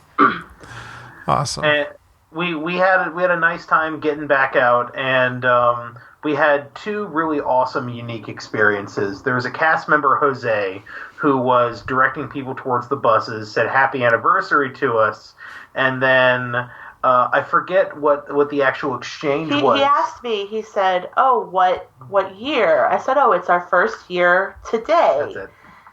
And he looked at me and he goes, all right, I got something for you, but you can't sell it on eBay. And I'm like, okay. And he handed us two of the old school buttons that had Mickey and Minnie that say happy anniversary. Oh, wow. Wow. And he said I guess they were cleaning out some closets or something, and they found like a bunch of bags of some of these old school buttons. So he had put some in his pocket, and he was like, yeah, I was trying to save them. You know, he's like, if it's your 3-year anniversary, he's like, but your 1 year, that's a big deal. And I'm the kind of person that I don't like when people touch me unnecessarily or hug me, so I always ask. So I'm about to start crying, and I looked at him like, can I give you a hug? He was like, yeah, absolutely. And I'm like, because that, it was just such a touching thing, and to have that little bit of old school Disney in my hand was just like it. Yeah, it was. That was very thoughtful of him to have those. He was just looking for somebody on their anniversary too. Yeah, like it just was like that perfect time, perfect place. Just Disney karma. Disney karma. Good job. And the only thing that we do is it's a family tradition from Holly's family on anniversaries and New Year's occasions. Holidays. We drink Aste from Martini and Rossi. I think we do too. That's just whatever reason. That's my family's tradition, and so we had brought a bottle down with us, put it on ice, and toasted our 1 year and fell asleep. That's definitely something from Mama's side of the family too. Yeah, Lindsay knows that. They love that champagne celebrations. Good job, guys. All right, so we're only halfway through this trip. Holy cow! Yeah, we are verbose. Where are we going next? Well, luckily this day should be pretty short because this was the day we went to the place that shall not be named. We cheated on the mouse a little bit. We did. Oh, you did. You didn't, did you? Yes, we did. Now, very quickly, originally what we were planning to do was, since the 31st is our date-iversary, we started dating October 31st, 2012. So it was our 4-year date anniversary. And originally we were talking about doing the couples massage and drinks at Trader Sam's and watching Hall of Wishes from Trader Sam's. But as we were getting closer to Halloween, I started getting kind of nervous because they had those Hitchhiking Ghost tiki cups, and they were like only releasing them on certain days, and people were standing in line for Trader Sam's at like noon. Oh my gosh. And Wow. I was a little concerned that they were going to release them, do it on Halloween as well. They did. And we were going to get there at 8 o'clock, and they'd say, "Oh, well, there's a 4-hour wait." Yeah. So we kind of talked about, like, well, what could we do instead? And Peter's always wanted to go to Halloween Horror Nights. And being a Florida resident, we get discounted tickets, and it's on a sliding scale. So, like Thursday in September is going to be infinitely cheaper than the Saturday before Halloween. Yeah. Well, the 31st, it was a Monday, and it was on the lowest level of pricing. Oh, wow. Yeah, which surprised me. I was like, I figured it would at least be, $80, but it was only $55. Wow. So I was like, you know what? There's a restaurant at City Walk I want you to try. I know you'll enjoy Halloween Horror Nights. How about we do that instead? So that's what we did. Yeah, and had a good time at City Walk, had a good time at Halloween Horror Nights, and even though we got back to the hotel at around 1:30, we still woke up at 8 so we could hit it hard and keep going. Wait, I thought this was the half stink trip. Well, this is the burst of full steam ahead. All If right. you're going to have half steak, you gotta do something. This was we had to warm up for food and wine day. Yeah. Oh, we still got food and wine to do? Don't worry, we narrowed it down to our top 3. And ahead. What did you guys do for food and wine? So on day 4, we woke up, we relaxed, we had some home food that we did, and we got to Epcot around noon after that. Okay. We did Spaceship Earth first because Of course. Rome burning, favorite smell. How do you like that smell, Lindsay? I love it. It's a very nice candle, as it doesn't really smack you in the face, but you can definitely smell that little bit of sooty burn of Rome. I know, the first time I smelled it, I was like, so good. I must buy all of them. Yeah, I think the candle's pretty much halfway gone already. I've burnt it quite a bit. Well, yes, and thank you very much for sending us some gifts. That was really thoughtful and actually, that's the word, thoughtful, because They were. Every single item was special. Yeah, a little touch of food and wine, and of course, I absolutely love that glass. I was so excited to get that. Beautiful. Because you got to go 3 times, right, Holly, to get the glass? Yeah, well, we went 3 times in this trip, so it worked out. And you got to be an annual pass holder too, right? Yeah. But so Holly cool. shipped that glass up to me, so And that I love pen it. is. And, yeah. I was so thrown back by that The pen. 'Cause I Figment. love Figment, but it was the recipe for Figment. That was the cutest thing. And the thing I noticed, and I'm just very quickly, so if you look at the pin, it says 1 dash of something, 8 sprinkles of whatever, and 1 then dash 8, of inspiration, 8 sprinkles of magic. no, 9, All right, 9 sprinkles of magic. and then 82 whatever. It's 1982, the year Figment opened. oh, It's so cute. Yeah, Oh, that's love a it. great pin. Yeah. Figment. That's going on my board when I'm back down for the college program. It's gonna be my first pin on the board because you get a pin board over your bed. So Oh, okay. that's my first one. Yeah, she keeps all her pins over. I love it. Oh, That's cool. Good That's job. awesome. Very nice, guys. All right, so tell me more about the festival. Well, first thing, we went to the festival center, and we were going to get our entitlements just because it's a good deal, and we were going to get the $200 gift card that comes with the food and wine lanyard that has the medal that's similar to the cast member lanyards. Oh, yeah. And while we were there, another great cast member, Adrian. Well, real quick, I want to say what the entitlements are. So they brought them back this year, so I'm guessing they're probably going to do them again next year. Basically, it's a coupon. You get 8 coupons for $59 plus tax, and you get a pin for free, which Yep. I collect pins, so, And each entitlement can be used on a food and wine item. So, lobster roll, that sake passion, whatever you got. Sake breeze. Sake breeze, like you can use these except for the champagne and beer flights. So if you're going to get 8 items that are over $7 or $8, the average price is you need to beat $6.50. If you beat $6.50 in what you use, you're coming out ahead. And you get the free pin. And you get a pin. And, a cool little thing saying, look, I'm a nerd. Yeah. Or excuse me, I'm a geek. So we did that, and then they did this last year, they brought it back, where if you load $200 on a gift card, you get a lanyard, like he said, that has the food and wine medal that's very similar to like what cast members, when they have the cast member lanyards pin thing. Yeah. And, a couple people, when we would talk to them about it, would be like, but $200? And I'm like, yeah, but it's a Disney gift card. You don't just have to use it at Food and Wine. If you know, I'm going to be at Disney for a couple days, and I'm going to spend $200. $200 goes pretty fast. That's like a meal and some. That's no problem. Snacks and like a good little trinket. You'd be if you've not been to Disney before, you'd be surprised how fast $200 goes at Disney. And it's around your neck, so when you're going around, you just hold it out and they can scan it. You're not having to get cards out or anything like that. And so, highly recommend those as long as they're going to work for you. The entitlements don't work for you if you're going to get $3 items, but if you're going to get some of the alcoholic beverages or the lobster roll, it's worth it. Yeah. So that's what I was thinking. Like, it would be good for someone like you who's buying the meat items on the menu, but someone like me who's going to just have. I like prepaying it and then just go wild. Yeah. Hog wild. Exactly. You don't have to worry about it. Yep. This is the big ticket item entitlements. That's how we looked at it. Yeah. Nice. All right. Sorry, Peter. So let the eating begin. Well, we actually had a nice beginning because a nice cast member named Adrian came up and asked, "Hey, do you want to attend the culinary demo over here?" And we were like, "Well, we have fast passes to Sora." And he's like, "You could probably still make your fast passes.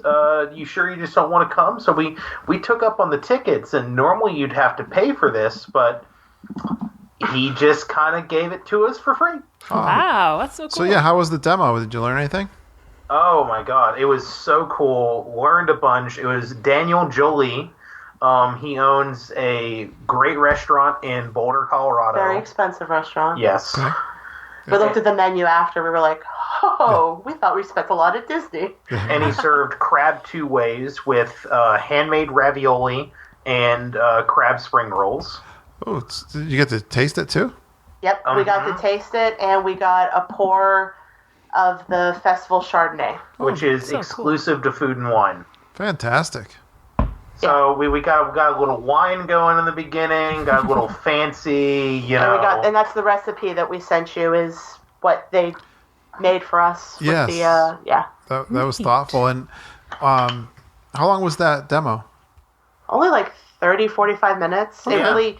It really didn't take that long. I mean, we were still able to do our Soarin', but it was really cool. I definitely think next year will be a little bit more focused on maybe trying to do one, because there was a couple that sounded interesting, but we just, as we got closer to the trip, you're like, I know it's only $15 each, but that's $30. That's, like 2 Mickey bars. So, but they've got wine demos, they've got chocolate demos. Right. I mean, I know some of them can get quite expensive. Yeah.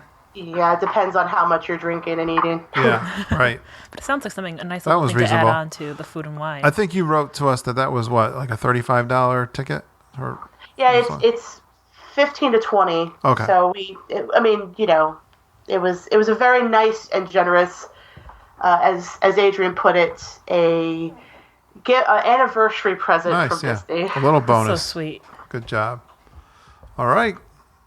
Well, let the eating begin. So in total, we did 15 different items over the course of our first day.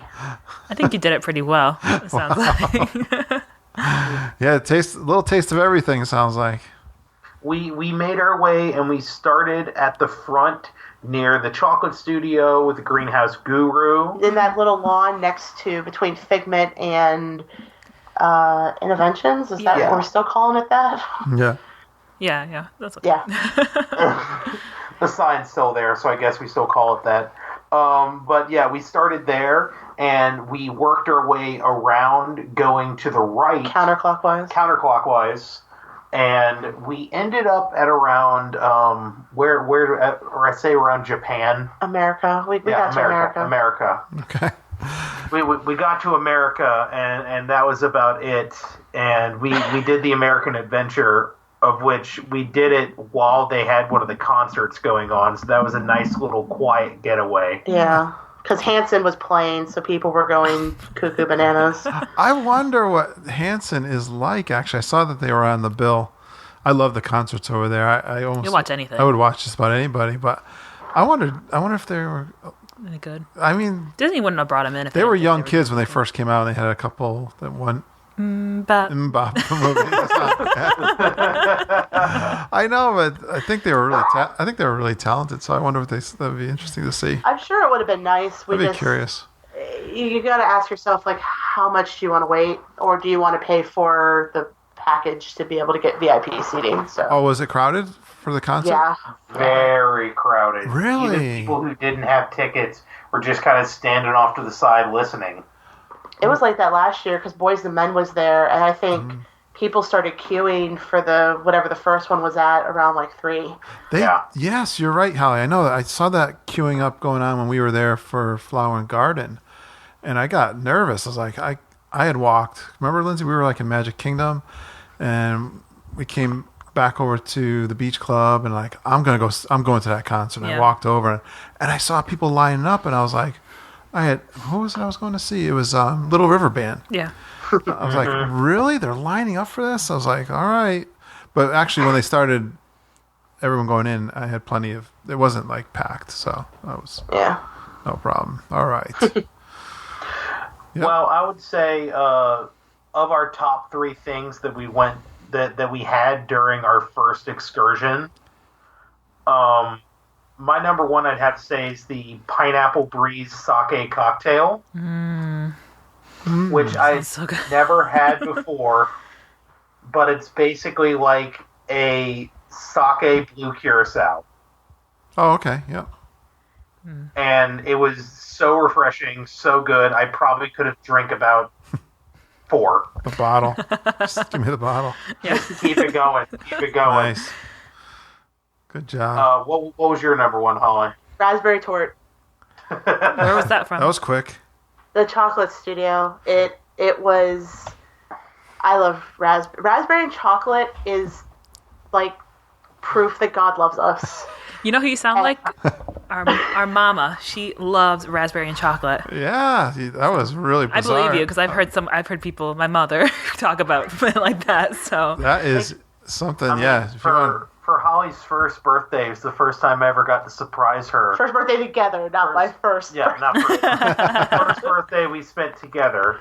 I made her 13 raspberry chocolate raspberry cupcakes. Aw. So yeah, when I saw that raspberry tort was on the list, I was like, yes, and it did not disappoint. It was so good. Like, I think. For the most part, whenever we're eating at Food and Wine, especially the sweet stuff, I usually take a bite, and then I'm like, okay, the rest is yours, because Peter likes the sweets. This raspberry tort, I think he got half a bite, and I was like, no, this is mine. You can go away. So was the portion good? Like the size? Oh, yeah, it was about the size of a mini disc. I would say the size of like a little bit bigger than a button that you'd get. So yeah, if we're using buttons for comparisons, it was definitely really good, and I think it was an interesting turn because I was really into one of the cocktails and she was into a sweet, so we're not sure what happened. Little Freaky Friday. Nice. Oh man. All right, guys, let's. I can't believe we haven't been to Magic Kingdom yet. I know. Right? No, we saved Magic Kingdom for. One, I would call this our full stink day. All right. Yep. We woke up at 6 a.m. for this. Now, Wow. I, listening to a certain podcast, was convinced that I should give Be Our Guests a second chance, Oh, yeah. specifically the breakfast. Now, I came to this conclusion around 2 weeks before our trip, and I was like, I'm probably not going to get a reservation, but you know what? Yeah, I'll keep checking the app. Who knows? Mm-hmm. So first I got a reservation at 8:40. Snagged it. I'm like, hey, you know what? It's better than nothing. Then I was like looking randomly one night, and there was an 8:05. Yeah.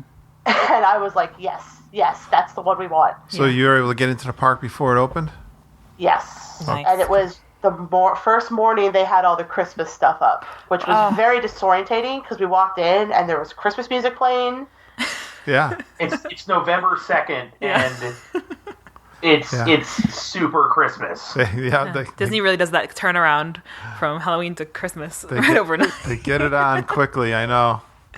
Yeah, So, and- I bet you love that going through the park, though, with no one there. Yeah, it was wonderful. I mean, you know, any chance I get to not have to be around people, I'm extraordinarily happy, especially Magic Kingdom. I feel that. Yeah, it's fun to be there, though, with no one around. Well, that's why we booked our Cinderella Castle for got our trip. It's got a fun feel to it, for sure. Definitely. It's just, it was nice. It reminded me of when we got our pictures at studios, where there's just really no one around. The cast members are doing their thing. Yeah, it's quiet. It's nice. Love it. Beautiful. All right, so how was breakfast? Now, I remember I'd asked the group, hey, you know, what do you think about people splitting?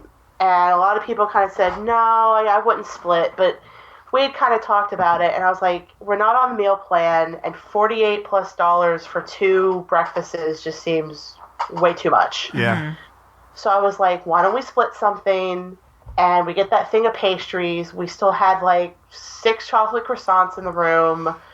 You know, I was like, we'll be okay. We're going to eat at Casey's for lunch, so we don't need to, like... It's going to more than cover it. Yeah, let's just do the one breakfast. So we got the open-faced poached egg bacon baguette thing. It was good. We sat in the West Wing, because you obviously, since it's the quick service, you can sit where you want. Mm-hmm. It was dark. Very dark. Yeah. But Going from bright morning right into the West Wing. But it was nice. I feel like Be Our Guest is not going to be on the top of my list anytime soon. I think the breakfast is definitely worth it if you have the meal plan, because it is a quick service credit. But I think if you're a family of 4 and you're going to go out of pocket, I would sooner say just go to the Crystal Palace or the Cinderella, because it's more expensive, but I think it's worth more. It's a better experience, especially for kids.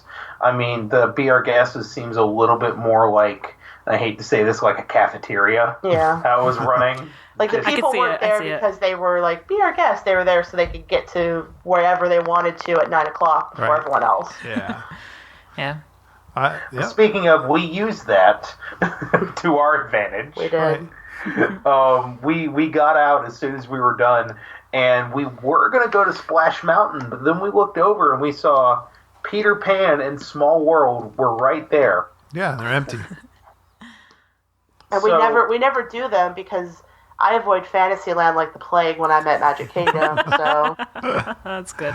But it was probably empty when you got there. exactly. Yeah. I've never actually been through the Peter Pan queue because we only ever fast passed it. Oh, what'd you think? Oh my god, it was so cool. I loved all the interactive elements, the detailing. I mean, we were running by it, but from what we could see, They did such a great job with that queue. Nice. Yeah. Yeah, that is Yep. fun queue. It's It's so cute. you almost don't remember they were bathrooms at one point. Right, right. I didn't remember it until you just told me. Yeah. All right. Just stored in her little geek brain. Yeah, that's right. All right. Well, Mama always brings it up whenever we walk into. She says, "This should be bathroom." I was like, "Thanks, Mom. I'm trying to join." Mom knows stuff like that too. All right. What else? Where did you go to next? We did Small World, which is always a delight.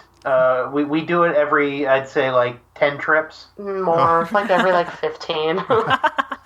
Just gotta keep the song going in our head. It's like winding up a music box. Did they do the interactive part at the end where it has your name up on the screens? Actually, no. And that was something we noticed park-wide.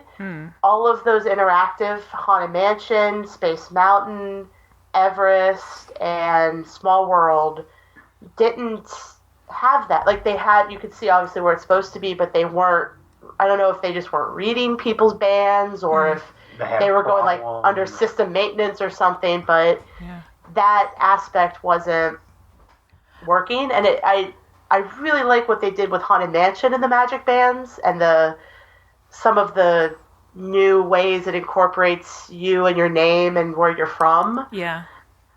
That I've only seen it happen once, and I'm like, I wish it worked more consistently. Yeah. We still haven't seen it yet in person. I think you've seen clips of it, haven't you, Dad? No, I haven't. I've only heard about it. Yeah. I've seen the screens. The only place I actually saw the screens were Small World, and this was before it actually launched. But no, I wonder if it has something to do with their rolling out of the new Magic Bands, if they're testing things and trying to make sure everything's... Some of this stuff is pretty technical, and they could. I have a feeling it's for the testing because they want to, when they unleash those new Magic Bands, they want everything to be working. Yeah. So that's what I was thinking. Like maybe they were doing maintenance, updating, making sure 111001 was right. Yeah, right. Well, I mean, that wasn't exactly a deal breaker, so we were still having a good time. Yeah. I bet, yeah. All right, where to next?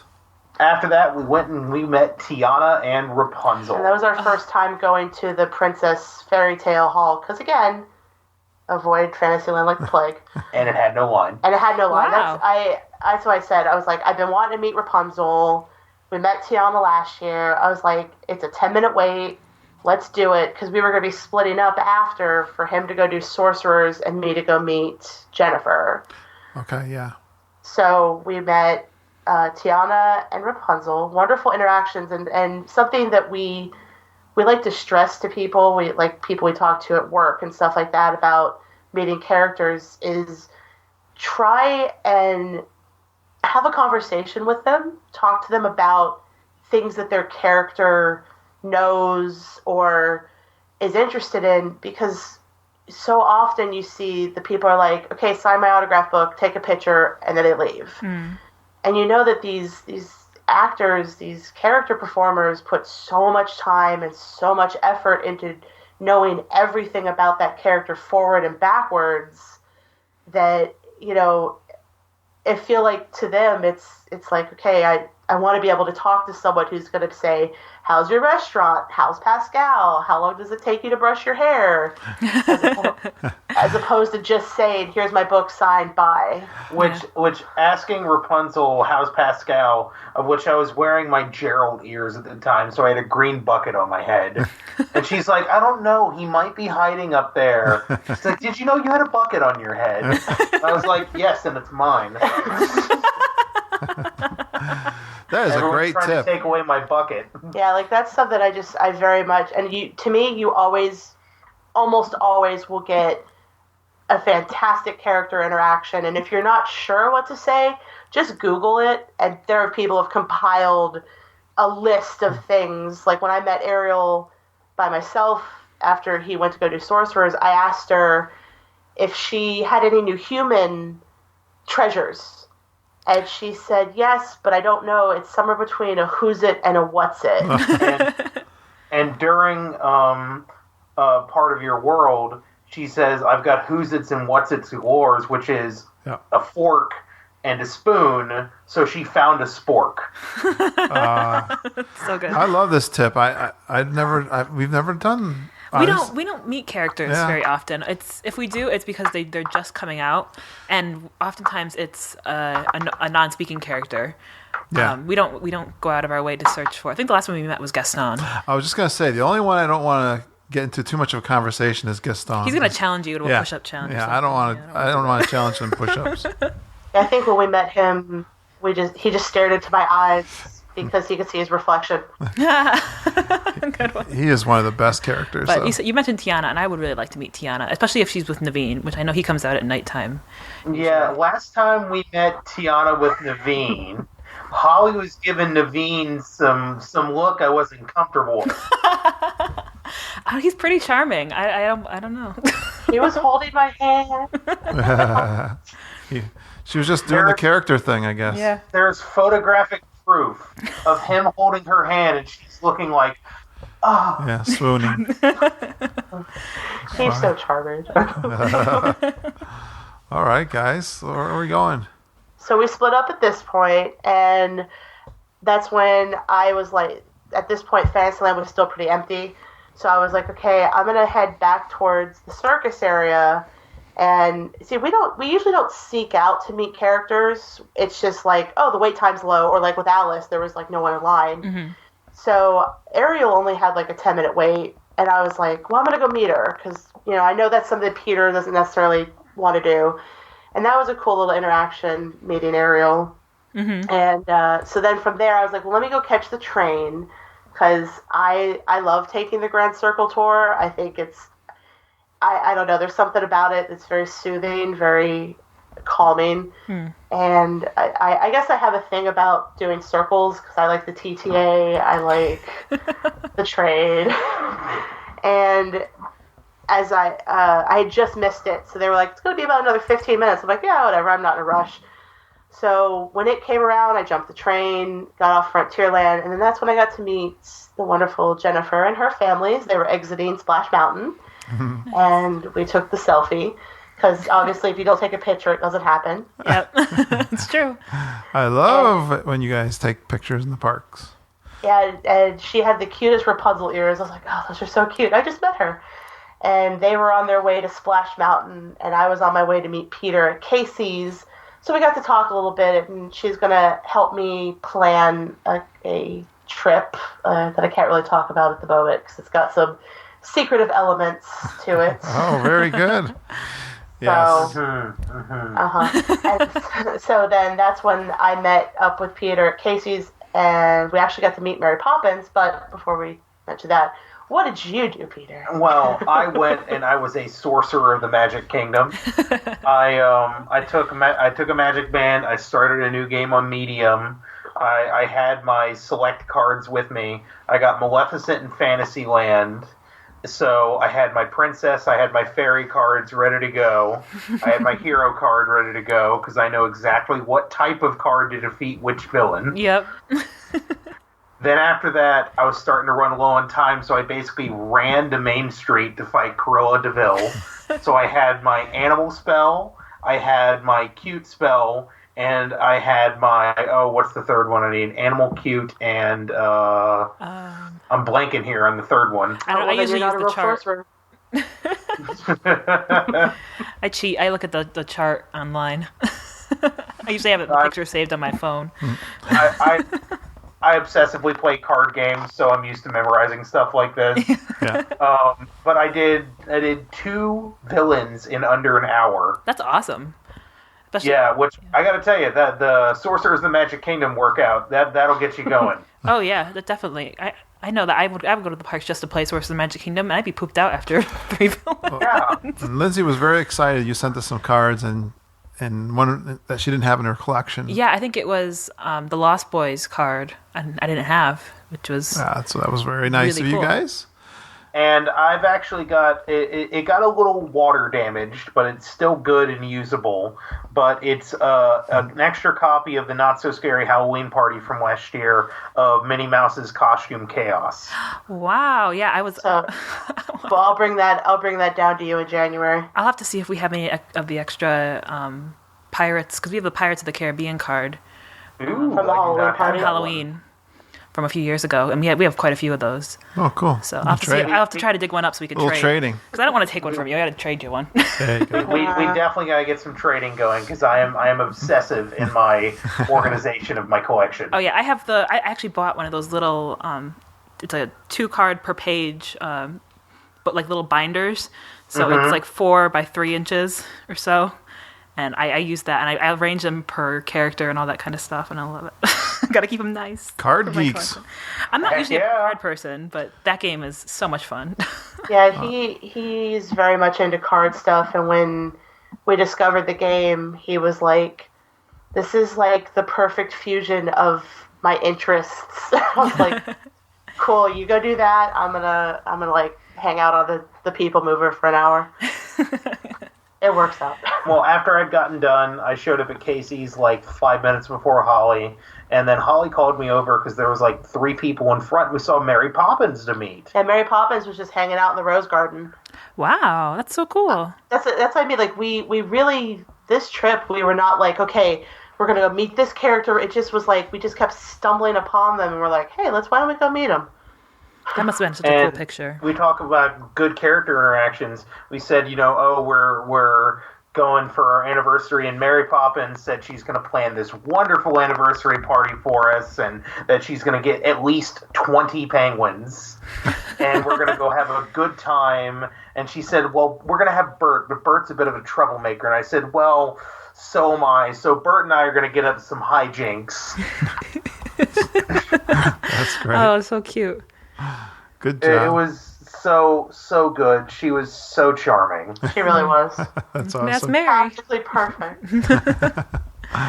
All right. Where else, guys? Well, we got to do another unique opening of a restaurant. Which restaurant? At Casey's, we got to see the quote-unquote opening pitch, where they'll pick out a kid from the crowd. They'll give him a baseball. They get someone in the full catcher's outfit, and he throws the ball. They cheer, and if you're by the door and they open it up, you might get a free bag of Cracker Jacks. Oh, cool. Wow. What time did that open up? 11-ish, yeah. So we were there at around 10:50, just kind of like with Flame Tree, and we saw that happen, and like we're looking now, like, okay, what other cool, unique things might they have? Yeah, like I wonder what other restaurants do, like other quick service places do to open. Yeah, this is the first time I've heard this, actually. Yeah, me too. This is really cool. Did you have something in mind at Casey's? Of course. Yes. We got the slaw dog. We got the Curtis special. I think I've only had that one time, but I rave about it quite often. I know. It's somewhat of a spiritual experience. I personally prefer just like plain hot dogs. I know that's but the slaw dog is definitely an experience. It's huge. It's filling too. So we were feeling a small food coma after that coming along. So we grabbed we stopped by the confectionery and we grabbed a 45th anniversary apple. Because our tradition on trips is we like to get a caramel apple, and we hadn't gotten one at this point, and we also like to try and get different ones. We're not getting the same one every time, and they just so happen to have the 45th anniversary apple that had the red and blue glitter sprinkles, and I thought it was 45 years old. Well, I made the joke to the lady. I was like, so these left over from October 1st? And she looked at me and I'm like, I'll take one, please. She didn't like your joke. No. So we went back to the resort because we were just like, when we planned this day, we were like, we're going to make sure we're going to give ourselves some time to take a break and relax. And we swam and did the hot tub and did just that. And just relaxed, and we got back to Magic Kingdom at around 4. And the first thing we did was a Grand Circle tour. What's the Grand Circle tour? On the train. Talked about it. Oh, okay. He never does it. I like to hop on the train. Yeah. I love it. Grand Circle train. I know it's. That's like what he the calls it. geekiest thing. I don't know that I ever heard that. He said that. He says it on the ride. Oh, He's like okay. Grand Circle tour of Magic Kingdom. Oh. Dad hasn't ridden it in a long time. I have. I've taken it from like Splash Mountain, I think. You know why? Because I told you, like, let's get on the train because it's better to take the train back to the front of the park. One time we went to get on it, and the line was too long to get up there. So yeah, but you don't ever do the tour just for the sake of doing the train. I use it for transportation. Using a train for transportation? What madness is this? I know. Yeah. after that, we got off. We kind of strolled over, and we had a fast pass for Space Mountain. We got off at the Fantasyland station, and we walked that little back trail over to Tomorrowland. Yeah, I like that spot. As long as it's not smoky. I was to say there was some pockets that were a little smoky, but yeah. I consider that the trail of no judgments. Do whatever you want. We're just here to have some peace and quiet. A lot of parents looking like they just got done with a tour, and they're just like sitting there smoking. You're just like, Isn't that where the tent city's gone up to? No, it's over back. I think by the bathrooms where the Skyway used to be. Behind.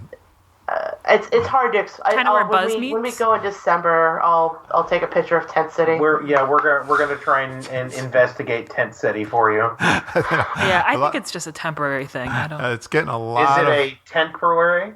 Yeah, it's getting a lot of hate. Sorry. I know it's getting a lot of hate on Twitter when I was looking. Yeah, I was one of those people.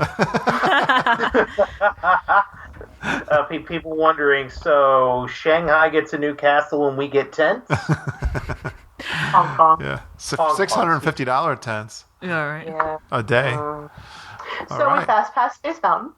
Yeah. Which, as you know, I'm a thrill junkie, so I rode Space Mountain in the very back so I could get whipped around. Ugh, how do you do that? Well, the trade-off is then we rode the People Mover twice in a row. That was the trade. So your spine I can was recover like, a little bit. if I do Space Mountain, for every like roller coaster, we have to do at least my thing twice. That's her Space Mountain. That is my Space Mountain. We did actually stop in Space Mountain, and I was hoping the lights would come on, and they didn't. Oh. I know you never want there to be a malfunction of a ride, but you know. I don't know. Space Mountain and Haunted Mansion, I kind of want to see the lights go on. Yeah. I've seen that in Space Mountain. It's pretty cool. All right. What else, guys? So after that, we did our next Fast Pass, which is for Buzz Lightyear, of which I'm still trying to get Galactic Hero, because last time I was 3,000 points away from maximum score. Does he know the trick? Do you know the trick? Yeah, he does, but it's. I think he needs to. I tried to help him. I did not shoot once. I was like, I will control the vehicle. Tell me where to turn you, and because I've gotten Galactic Hero, so you know it's no big deal. But She's rubbing it in, Peter. Yeah, right? And I'm not a gamer like Peter, so it just makes it all the better. But so I've like he knows where they are. It's just sometimes the guns are just not accurate, working right. So yeah, blame the gun. I'm just gonna say my aim is off because I've been having a life and playing less Call of Duty, so I'm gonna consider that a good thing. That's good. Yeah. But so next time I think he's gonna get his own little car so he could just zone out and be the master of his domain, and you know. Well, we got to do my thing afterwards, which we got to do teacups. which I take the teacups and we go maximum spin. Oh jeez. I didn't know you could go maximum spin. Yeah, you spin it so hard it just flies right off of the... Yeah, right. And that's kind of part of the reason I don't like that. I have a fear of that. Well, I mean, it's an experiment in centripetal force. I didn't know someone could have so much fun in the teacups. Yeah. He really does. It's amazing. That's why I let him. I will do it with him because I know he enjoys it so much, and I let him get it all the way up, and then I'm like, okay, stop. Let's just let it spin out, and we'll I want to survive this trip. I want to just let it rip all the way around one time, just full tilt. You can ride it yourself then. Okay.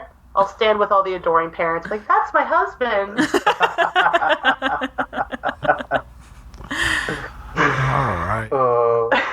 After that, we after Holly was trying to get her balance after teacups, and I'm like, yeah. We went to Pete's Silly Sideshow, and we met Donald and Goofy.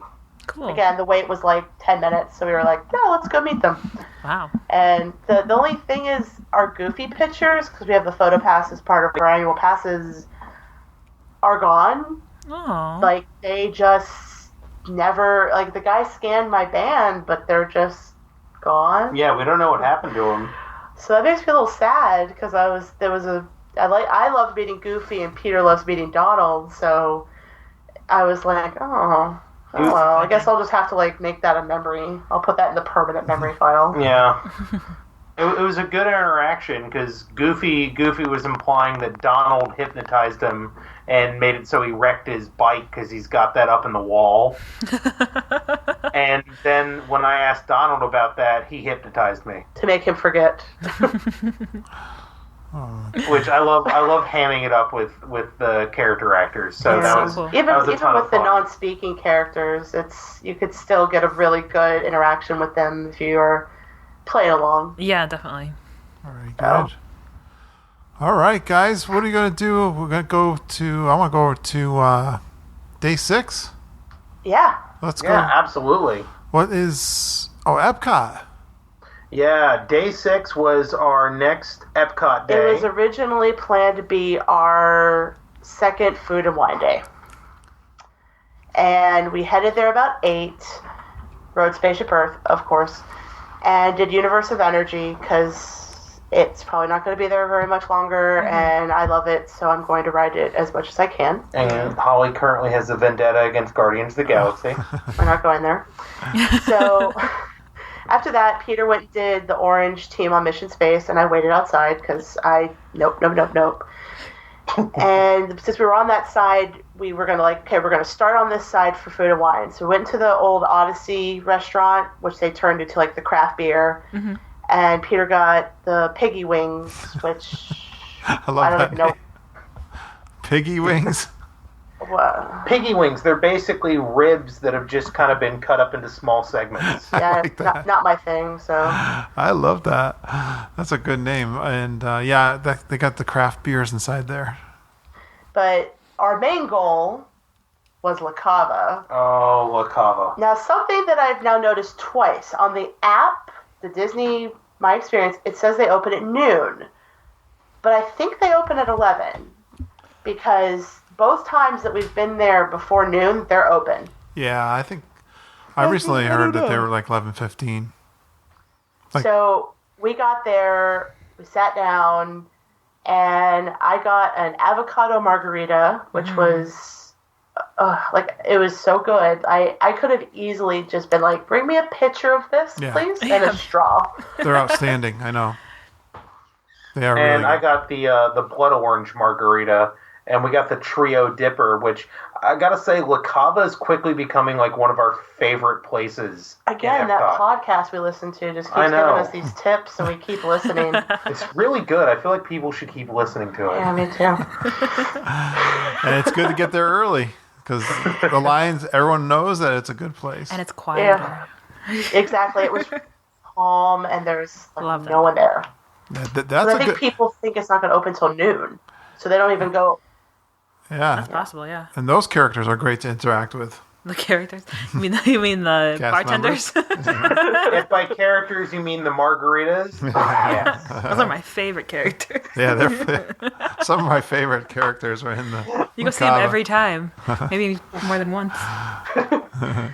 So we did Grand Fiesta Tour, of course, because it was. It's probably the worst ride in the park because you have margaritas. It seems it's so the rowdiest. Yeah. Who would know? If only you could take it on there. I know. They need to do like Tiki Birds where you could take the Dole Whip, take your margarita. Yeah, right. Tiki Birds would be so much better. Well, great. Then after that, we got to meet one of my favorite characters. We got to meet Mexican Donald. Yeah, I'm with you, Peter.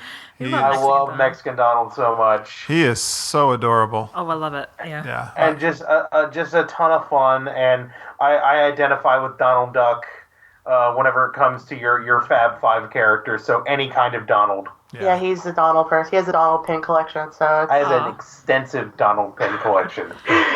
But while we were waiting in line for Mexican Donald, we kind of called an audible here. It was around noon 30, and something hit us. The park was World Showcase was packed, and it was sort of my fault. I should have planned a little bit better, but because the race was the next day, people had come in on Wednesday night, and now we're flooding World Showcase because it was the food and wine race. Yep. Oh, yeah.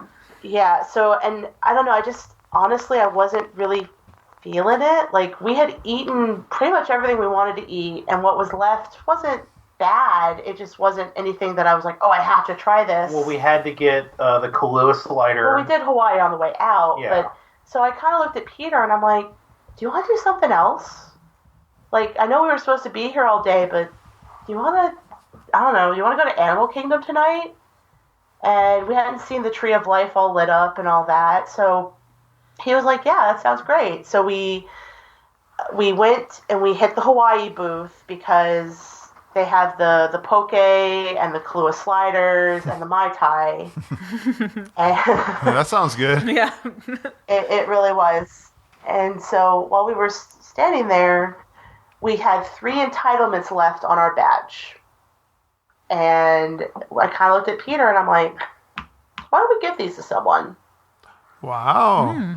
Wow. So we looked over and we saw this young couple. They looked like they were in their early 20s. And they both had a drink. So that's why I was like, I didn't want to give it to someone who was eating, like the $2 bread pudding or something. I wanted to see someone who had a drink, thinking like they might use them, towards something like that. Yeah. And I walked up very awkwardly and I just said, hey, do you all want these? We're not going to use them. We're not going to come back. And we gave it to them. We just said, enjoy these in good health. Have a good time. Oh, that's so nice. So were they shocked? It's like, I think for a second they just kind of looked at Peter. I sent him because he's very warm and welcoming, and You're going to scare him? tend to have a face that people are like, are you... Who made you angry? No. So he went over and he gave it to him, and they once he explained to them like this, you can use it on pretty much anything except for this or this. They were just like, oh, well, you sure? We're like, yeah, we're leaving. We're not coming back. Nice. Please use them. And again, it's why not? Hopefully the way I look at it, maybe they got to get a few more things that they either wouldn't have been able to, or were like, oh, we don't need to spend the money on that. So Yeah. Very nice. That's you made so their nice, day. Yeah. So we awesome. we headed back to the hotel, took a quick shower and a nap, and headed out to Animal Kingdom. And part of the reason I wanted to go there, like I said, besides seeing the Tree of Life lit up, was that I had been hearing from cast members we had talked to that at night it's like a ghost town. Because there's no Jungle Book, there's no Rivers of Light, so there's no nighttime show. So a lot of people were like, why would I stay at Animal Kingdom till 8:30? Mm-hmm. So, and I was like, we can go do Festival of the Lion King, 'cause we had never done that. We can do the Kilimanjaro Safari, we can do Everest, we can do a lot of stuff and enjoy it without zillions of people around us. You've never done the Festival of Lion King? No, this is the first time we'd ever done it, and I stayed awake. Yeah, he did. Wow. I'm surprised at that. Yeah. What'd you think of the Festival of Lion King? That was such a cool show. Yeah. Oh my lord, that was such a cool show. I'm obsessed with the tumble monkeys. Again, you talk about, I watch what, people could be up there singing, but I watch what, like, the other people are doing. And, like, watching the tumble monkeys, they're just having fun. Yeah, they're great.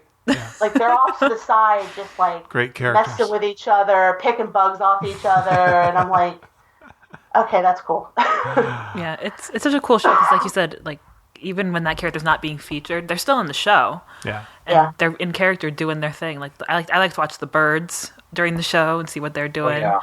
And I didn't realize it was live singing. I never watched anything about it online, and so when they were singing, I'm like, okay, I get it. This is really cool. admittedly like Nemo better, but Oh, really? It's okay. Everyone can have their opinion. Lindsay loves the I Lion love King. That's the Lion King. Yeah. I have to admit, my favorite was the hyena guy, the fire guy. the fire and the blade dancer. Yeah, he's cool. Oh my, he's so cool. Yeah. yeah. Awesome. I loved watching him. Oh, I'm so glad you got to see that. Yeah, that was the other reason why I was like, why don't we do Animal Kingdom? Because we didn't do that. There was stuff we missed that day we went. And, I was like, why not? I've been wanting to see this. You've been Yeah, wanting this to is a see different it. touring plan, but I think you made the right choice because especially if you never did that before.